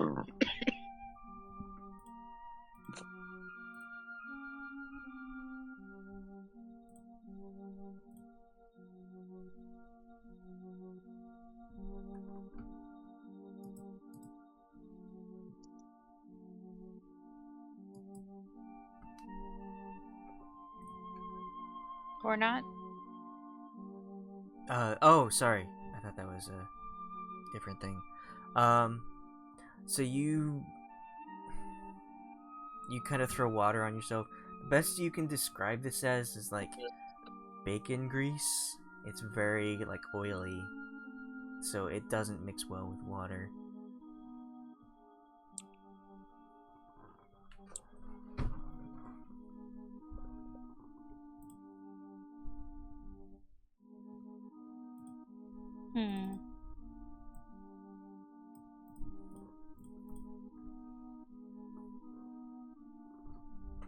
Do I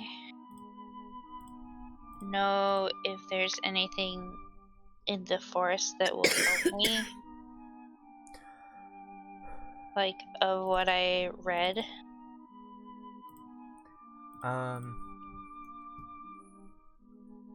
Was there like a plant? Do you have like soap? Do you carry soap with you? No. Okay. Maybe Why we not? can make soap from Do I look scraps like from a stuff we find in clean the freak? forest. You are often very dirty when you enter towns. Does anyone have prestidigitation? Maybe. I don't think I have it queued up if I do have Oh, I do. it. It doesn't work on organic, living life forms. So it works when you take off your clothing and then clean it, but it would still be on your skin. Like she's covered in a living Unhelpful. creature?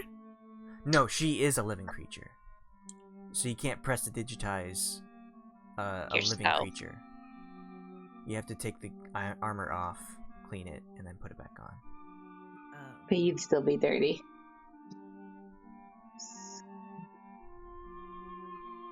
Could I use my basic like druid knowledge to again just kind of try nature roll again? Now that we're just a little bit further into the forest, maybe I see something that a plant or some leaves I could potentially use to make a soap. Some mushrooms, I don't know. What do you use to make soap? I think you need like a wax of some sort. If you Nuggy find have some soap? like dry leaves, or if you have like paper towels or something to Maybe get it off, use something with an edge to scrape it off. like pine cones. So I thought I heard someone say pine cones. I don't know if pine cones would be very painful to try and Because scrape it would off. help to scrape. I pulled a back scratcher off of my Snuggie and used that to scrape it off of Okay. me. It takes a long time, but you manage to scrape this goo off of you. And while she's doing that, anyone else like to do something? I'd like to reach my hand into the water and pull some up and put more of it on her. I'm just kidding. Rude. What? You don't want to do that? I would like to kind of poke around those plants and try to get more familiar with them, since I'm not currently familiar with them. Okay. Smell them, touch them, maybe rub a little bit on my hand to see if it like does anything.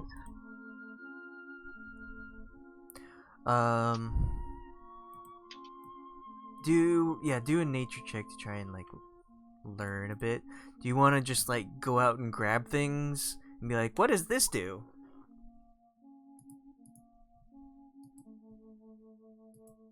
I'm not sure how I want to go about like doing it. I just kind of want to. Oh, that's why it's not in the right page. I just kind of want to. Did that go? It didn't really look like it went. Yep. Okay. I just kind of want to touch plants and like the moss on the trees and the flowers, and if I see any berries or something, and see if I have like, does it make touch whatever I come across? Does it make my fingers go numb? Does it make my fingers sting? Like, is it cause pain or does it numb pain? Does it do anything at all?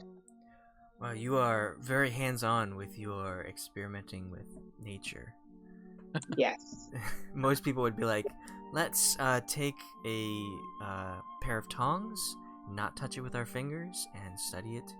But you're just like, grab, rub on your body. Is this poison ivy? Is this something else? Anything?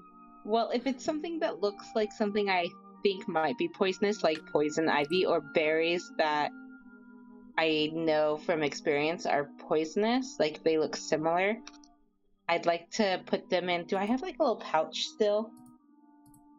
I'd like to put them in like my pouch to save. To how would I do that? I think you have. I mean, you have a backpack. Trying to think, how would I grab something? I think you were the only one who didn't buy a bag of holding. Actually, I think they only had 2 that they could give you. Yeah. Yeah, there was only 2. That's okay. If it looks poisonous, I don't want to touch it. Okay,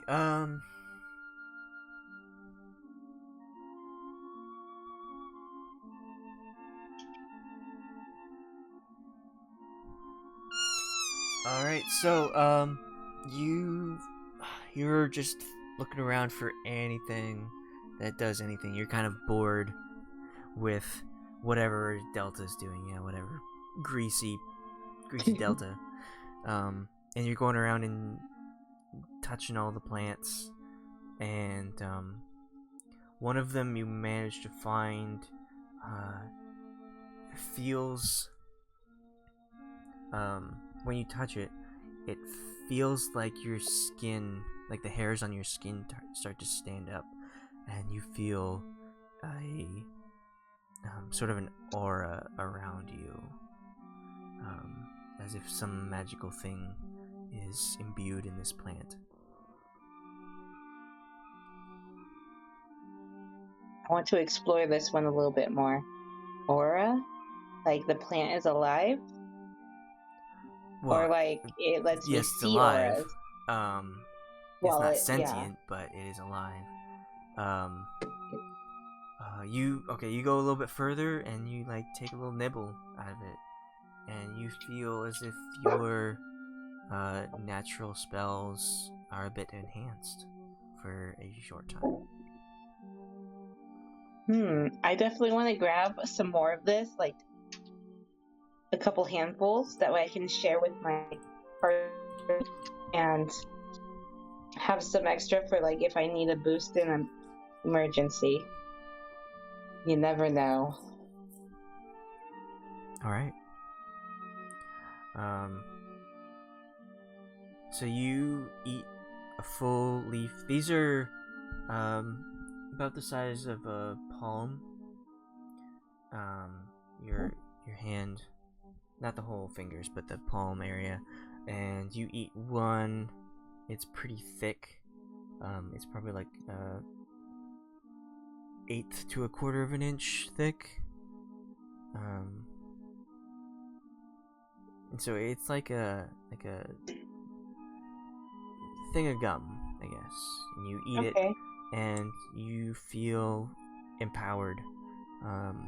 Your spells have a +2 for DC, difficulty challenge, and we'll do a little bit of extra damage, and that lasts for a few hours. I'd like to grab enough for me to have an extra leaf and for each of the party to have 2 leaves, one for now and one for later. Okay. And then I want to, do I have a notepad? Let me double check. If I do, I want to sketch it to remember so I can keep my eye out for it again. See if I come across. Do I have...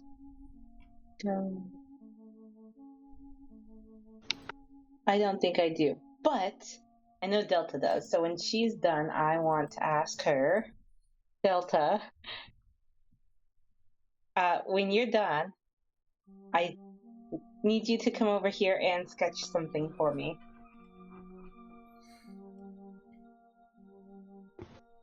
Okay. Okay. As Delta is scraping the greasiness off of her, and as Gwyn is gathering some leaves for consumption later, you all hear the sound of whispering coming from all directions. Some of them sound closer, some of them sound further. It sounds like the same language that you heard these creatures before talking. So Delta, you hear what they are saying, and from all around you, you hear Delta, Delta, Delta, Delta, Delta, Delta. Just my name? Yes. And it's not the same voices from the fairies that you saw. It's like a different tone, inflection, and whatnot. Interesting.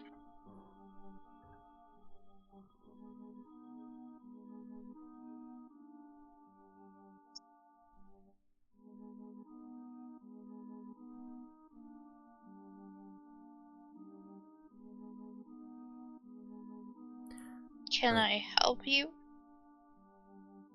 Are you talking to the voices? Mm-hmm. You don't see the source of the voices. It just sounds like an echoing beyond the trees and whatnot. Yeah, I just kind of say it out loud. Okay. To the general area. When you do so, you hear more laughter, and in the direction across the river, you hear a voice in Sylvan say, Delta.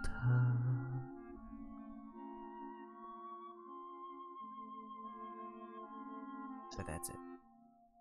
I'll take that as a no, and I continue scraping the stuff off me. Do we hear anything? You do hear the whispering, and you do recognize it is the same word as what the creatures, the fairies before, were chanting as they left. One of the words. Very nefarious of them. Okay.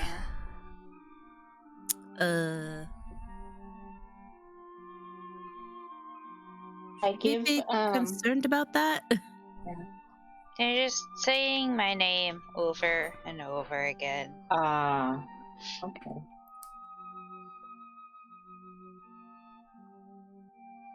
When I'm done with the leaves, I hand them to everyone and tell them how I feel, so that if they want, they can get a little boost as we move forward.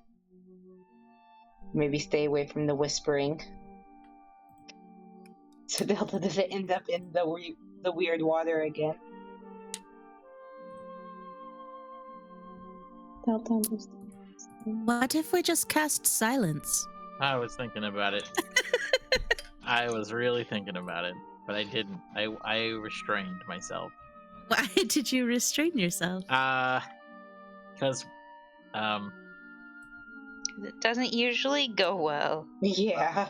no, it I don't know, just didn't.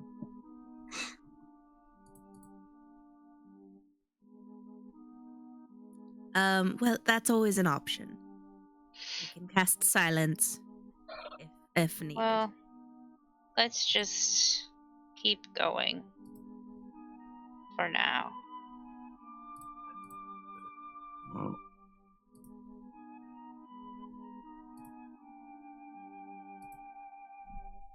Okay, so you do some quick sketches of the leaves that Gwyn has offered. She hands out 2 of these hefty leaves to each person, possibly giving you information about it. What would you like to tell them? Yes. Yeah, I share with them that it makes me, it made me feel empowered and seemed to give me some kind of magical boost. And here you go. And handed it to. And I explained this to Delta as well as why I want the sketch so that we can kind of keep an eye out for more as we go along in case it becomes something that we use what we have and want more type of situation. What if it's like a drug? Yeah. We're like, What if You have it's like we ate the fairy's Oh, food boy. and now we can never leave? What do you mean, what if? If it's like a drug? I mean, you know, like you're Shit. addicted now, and like you have to eat more and more to like feel the effects, and it becomes a whole problem. Did you literally just eat that? Yeah. I did. Well, I mean, that's one way to find out if something's poisonous or not.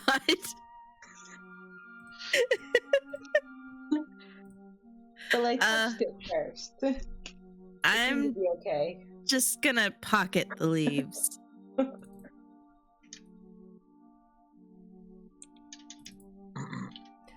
Suit yourself.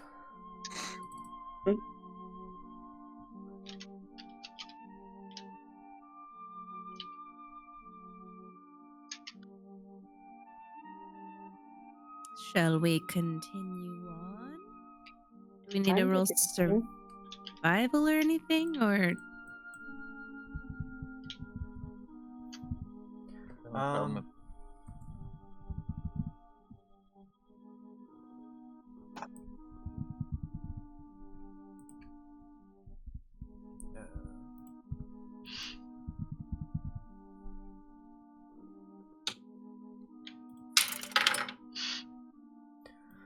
No. So you continue on. Since you are following the water, it's pretty easy.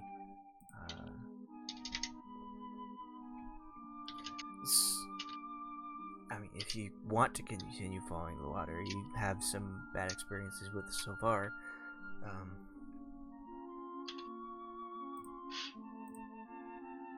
I don't want to be too close to the water. Was there any kind of like, were we following like a kind of a already pre-made path, or? We were following the water. Yes, Okay. there were no paths so far. Was Well, any the that they- fairies mentioned a path. Did they? Yeah. But maybe they just meant like along the river. They said follow this path and you'll reach the mountains or whatever, the mountain range. where the dragons live. Hmm.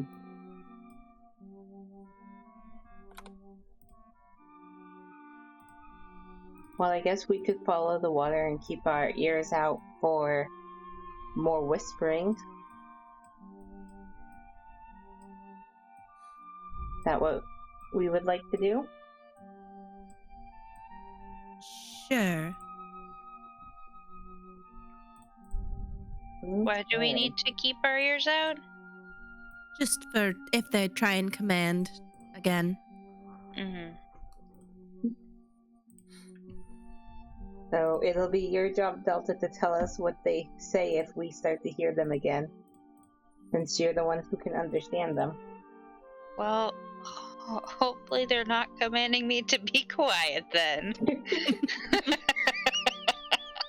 Well, if they do that, do some kind of like mime, like that you can't talk. Like pat your throat or something, and like do the Little Mermaid miming. The hand signal for choking. Yeah. Okay.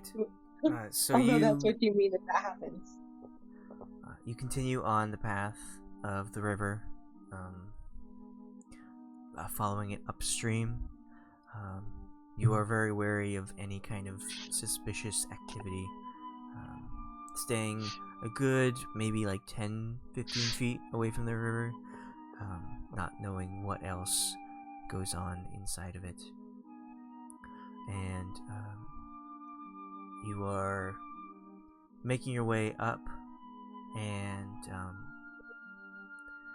as you are walking, you round a corner and you see a cluster of creatures on the opposite side of the river. You see a looks to be like a normal deer, normal as deer. It's just a deer. It is leaning forward, drinking out of the water. Further on, beside the deer, is a horse. Though this horse looks a bit different from the ones that you have with you, because we always forget that you have mounts. But this is And an NPC with us. Yes, who is very quiet all the time.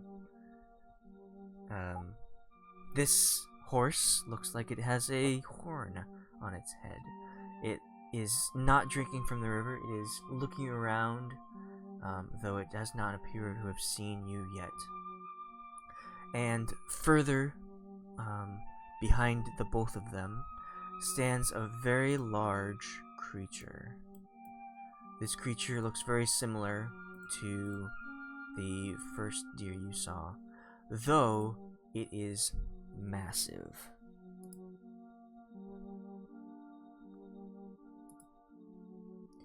While the horse and the first deer look to be normal, like 8 feet tall kind of creatures, this one beyond it looks like about 15 feet tall.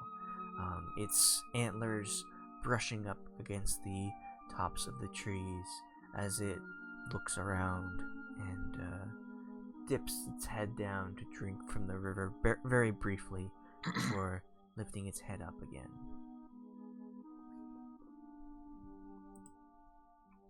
Neat. Yeah. Cool! Thanks for the interaction.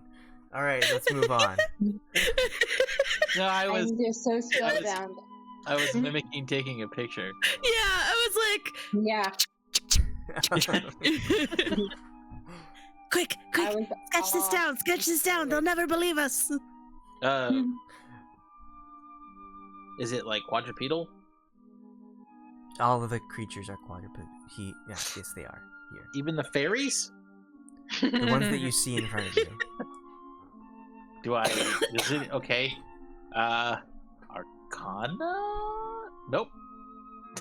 I've heard stories about horses with horns on its head. I would like to try to move closer, slowly, without startling them. You can I'm just spellbound. you can either make a stealth check or an animal handling. There. Do do do do do. Do. Well, it's definitely not going to be stealth. Zoom in. Alright. So, Gwen removes herself from the group and very cautiously walks forward. There is a river between you and these four-legged creatures. Don't roll intimidation. Oh, that was I supposed to did be not do that. intimidation. That was not me. I That's- didn't yes. click that. So you Not even on that screen. you ease forward very slowly, and the first to see you is the largest of the three. It moves its head, and as it does so, several of the branches up above crack and fall to the ground. Leaves slowly land on its back, and as you move a little bit closer with that activity, the smaller deer looks up from its refreshing thirst quenching, and the horse on the opposite side of it stares at you as well, and they all look at you in sort of a wary sense, but other than just a general animal scared, they are not intimidated no matter how well you roll for intimidation.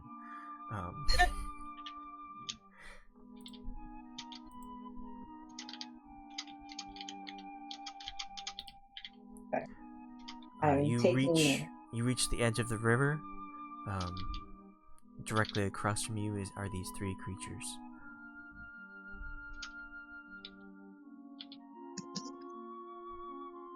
How close, like,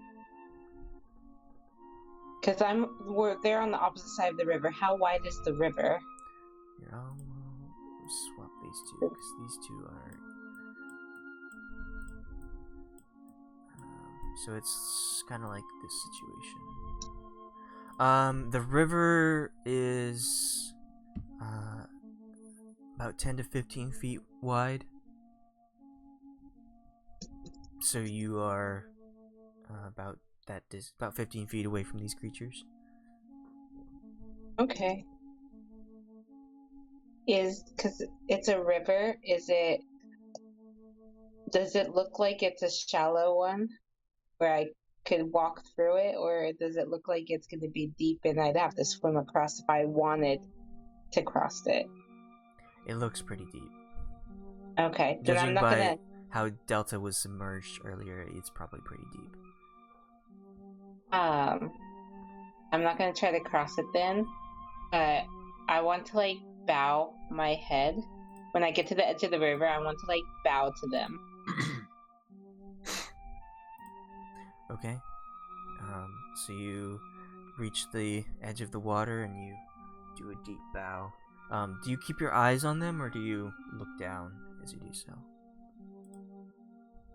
I keep my eyes on them until I'm about halfway down, and then, or actually, let me think here.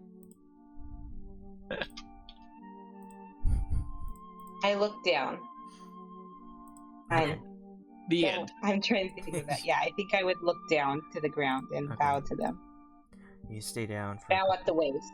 a couple seconds and then rise back up. And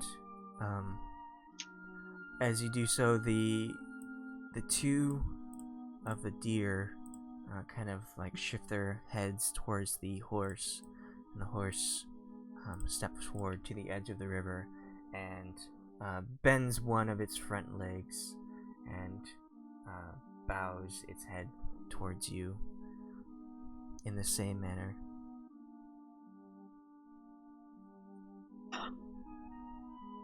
I'm just giggling inside. I'm just so pleased with this interaction.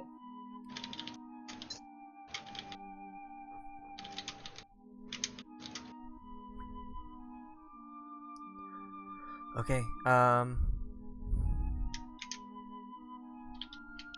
so, the horse will, kind of, look over to the smaller deer next to it, and,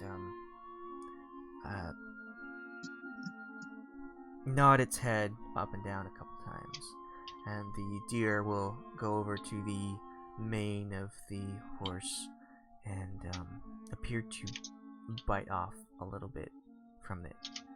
And the horse with its horn will go over and bow its head a little bit as the deer will place some of the horse's mane on its horn. And with a very gentle sweep of its head, the horse will kind of throw the mane of itself towards you. Would you like to catch it? Yes, I definitely would. Okay. You offer your hand out to catch it, and it's very light. You have this golden horse's mane in your hand. As it touches your flesh, it feels kind of tingly with magic.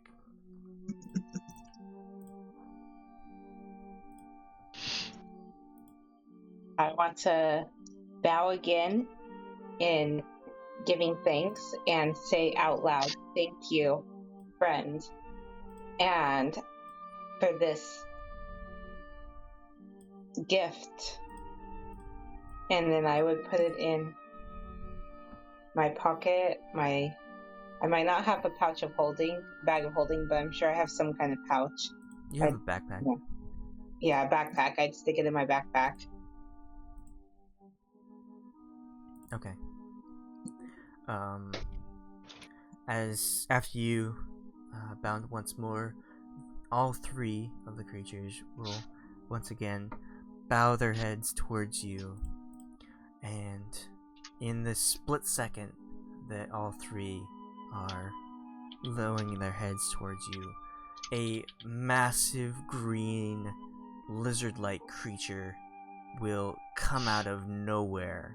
It seems as if like the trees were hiding it, and will snatch the closest deer in its maw, and No! with a bolt, the horse and the giant deer will flee away as this huge dragonoid creature has a deer in its mouth.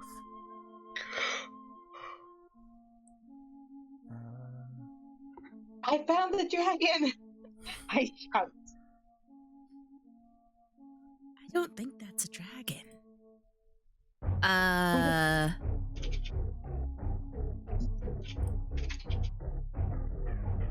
And as the other two are fleeing, the deer in its mouth will scream in pain as the other one, the dragon, will like start munching on it, throw it to the ground, and screech.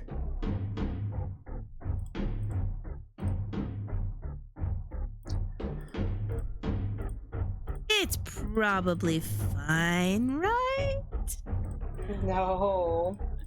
Can I roll to see if I know what that is? Yeah, you can roll nature, animal handling, history. History. 12. I mean, it looks like a dragon.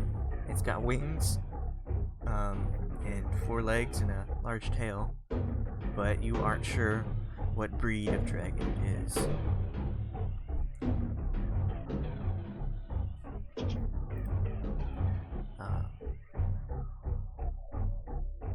Are you just It's a watching it carnivore eat kind. this creature?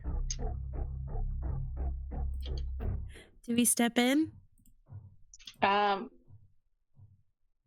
How hurt is the deer initially? Like, is it if we step in now, we could potentially save it, or is we step in now and it's still gonna die? Well, the more you hesitate, the longer it will probably perish. They just gave me a gift. I feel like I need to step in. Okay. Well, let's go then.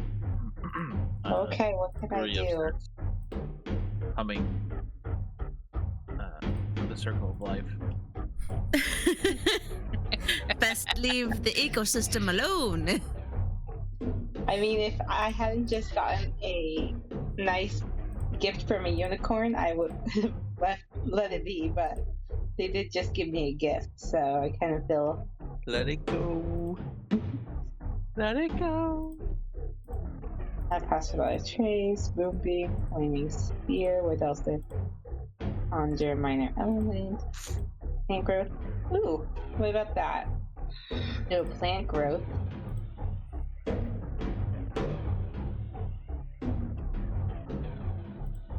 I don't want to use all my spells right away. Watching Apocalypto.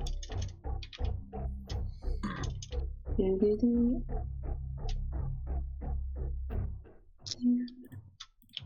Okay, how much attention do we want to draw to ourselves? Too late.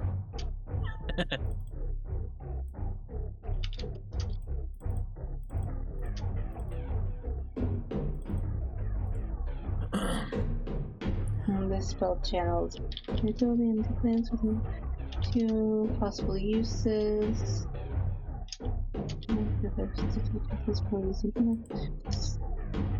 On normal fancy and this is there, let's spend 4 feet of for every 1 foot it moves.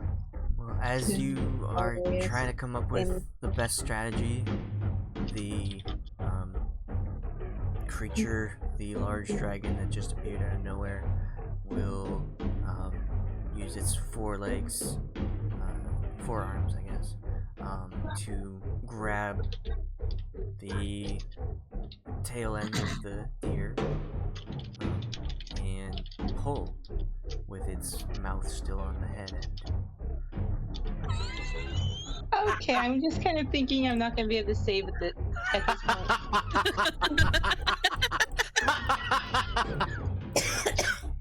What gave you that idea? Thank you, friend. I think we should go. Unless this is the dragon we want. What are we supposed to do with the dragon? Is there like a reason we're trying to find dragons? I forgot the whole purpose of why we came into the forest. Well, there's a dragon horn that we found with the beholder. Yeah. Yeah. And so we're trying to like what? Oh yeah, we're trying to return it, right? Yeah. Right. Okay. Well, we could run and hide, and so it doesn't think we're its next meal. And then maybe we can follow it. Okay. And with that, I have I pass without trace. What does open up? I'm trying. Okay, I think I just pressed that multiple times. Okay, maybe I didn't. Trying to open this up so I can see what the information is. Oh, there we go. Wait, yeah. Okay. Silence radiates from you, masking you and your companions from detection. Each creature you choose within 30 feet of you, including you, has +10 bonus on dexterity, stealth checks, and can't be tracked except by magical means. Okay, yeah. If we want to hide, I can cast pass without trace, and we could try to follow the dragon back to Dragon Nest, Dragon Home. I mean, yes, we could. I mean, does it look? They look sorry, like the Taylor. right kind. Can I see its horns? It doesn't Do appear they to have look horns. similar? Oh, okay. Well, I don't know, because it doesn't seem to be the right kind of dragon. I think we're. I mean, haven't you ever watched dragon movies, whether it be cartoons like How to Train Your Dragon or not? There's lots of different kinds of dragons in Dragon Nest. Yep, there's thin ones and thick ones and tall ones and two-headed ones. Cat ones. Exactly. Ones that are cats, but not dragons. Mm-hmm.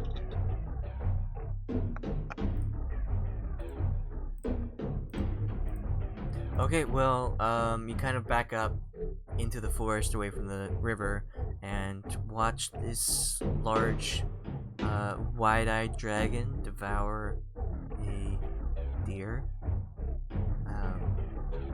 It's quite gruesome. The blood of one of the halves of the body is seeping into the water.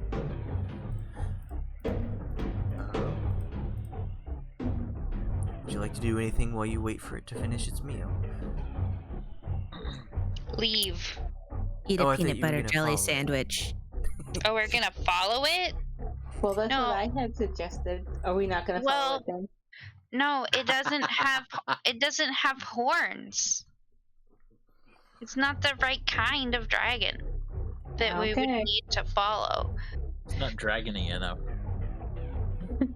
Am I not dragony enough for the Dragon Club? Plus, we don't want to try to follow it and then get lost. Okay. Then we should, back up before it really notices us and keep moving. Thank you.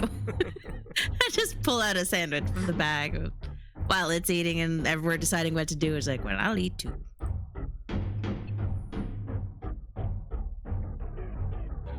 Bag of colding.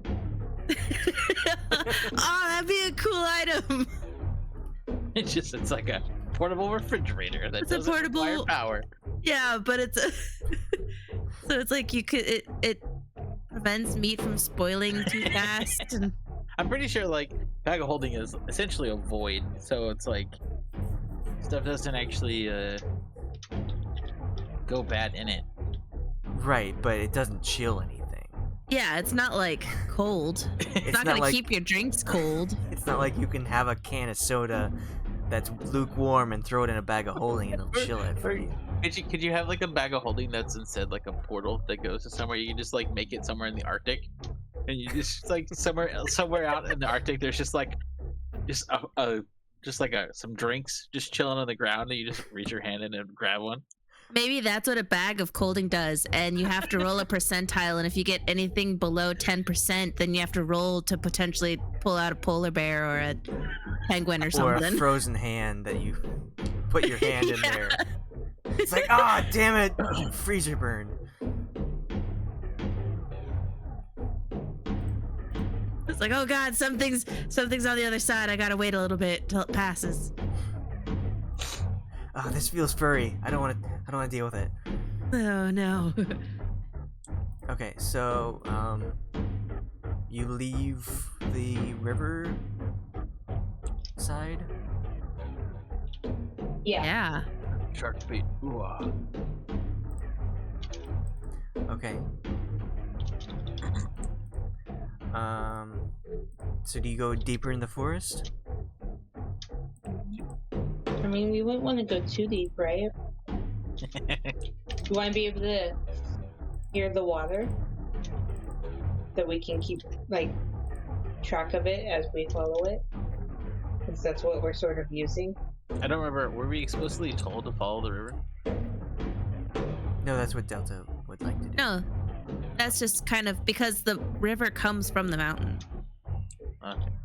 So it was like, we know we need to get to the mountain. So if we follow the river, how can we get lost?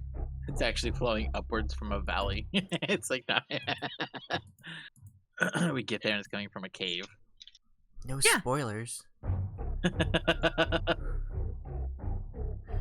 Okay, so you head away from the river, and as you do so, the large dragon from across will whip its head around, and its wide eyes, though you can't see any pupils, look like they're staring directly at you, and it will kind of roar, but in a sense that's really confusing. If that makes sense, it's just like a Wow. majestic. It's gonna like it was gonna roar and it goes.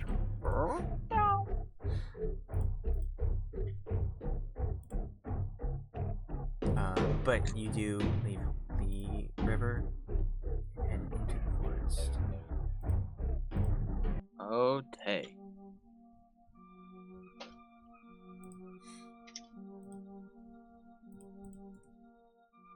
Leaving whatever that was behind. I'm sure it's fine.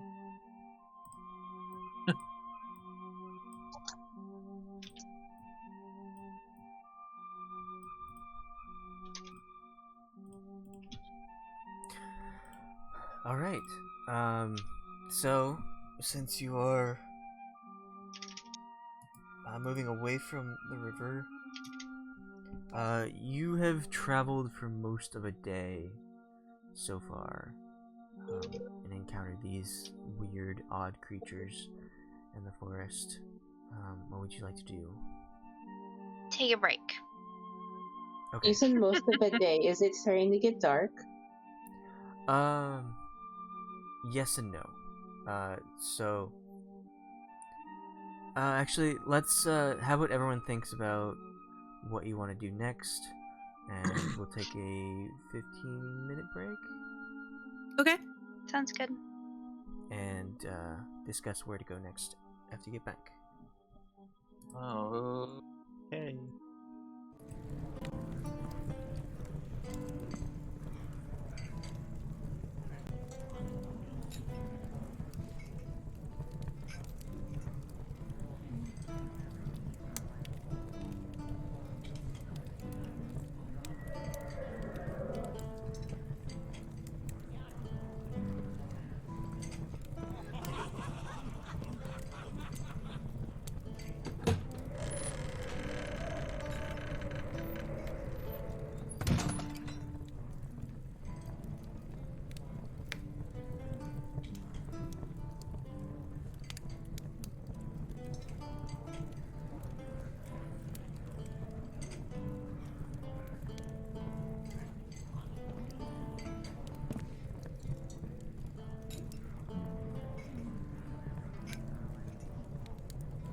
We got beds, but not for him.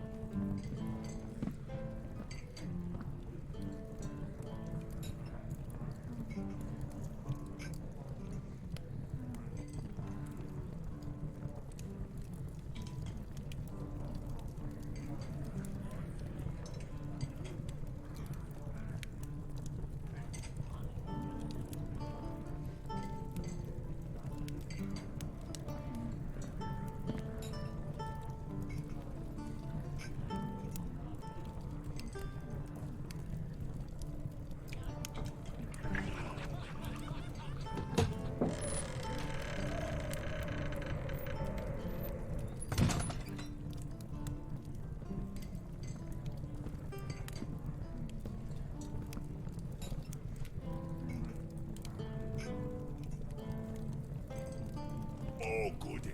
Adventurers.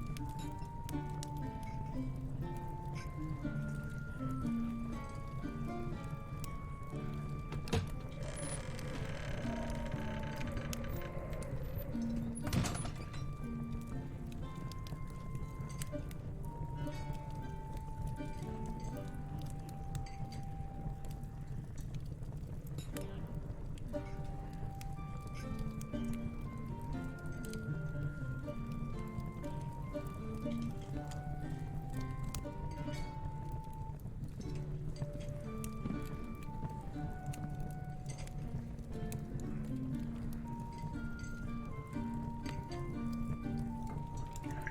haven't got a menu, we've got stew and ale.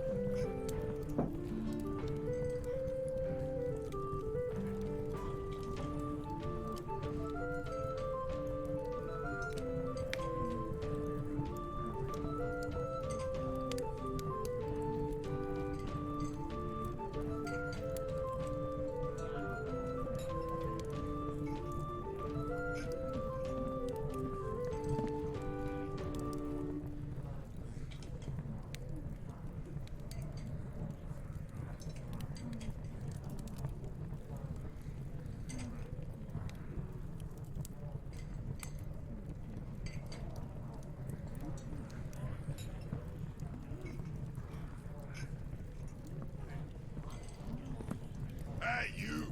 Leave your axe at the door.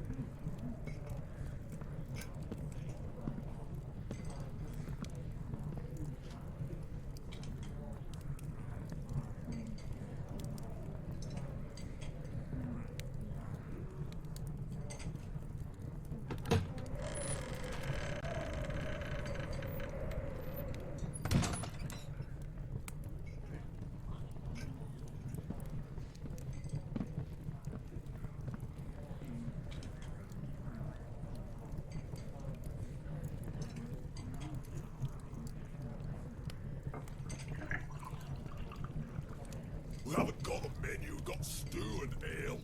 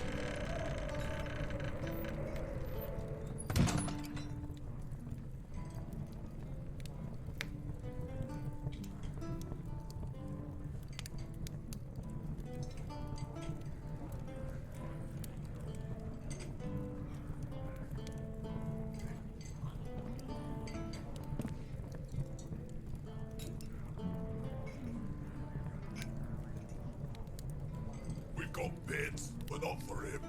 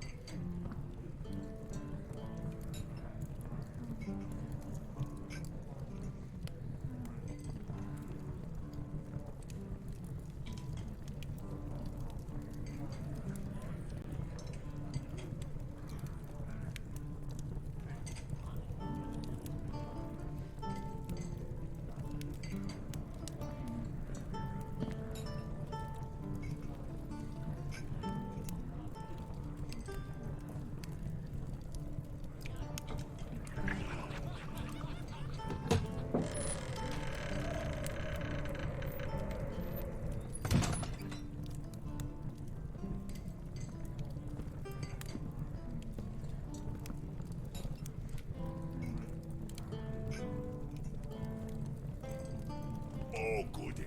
Adventurers.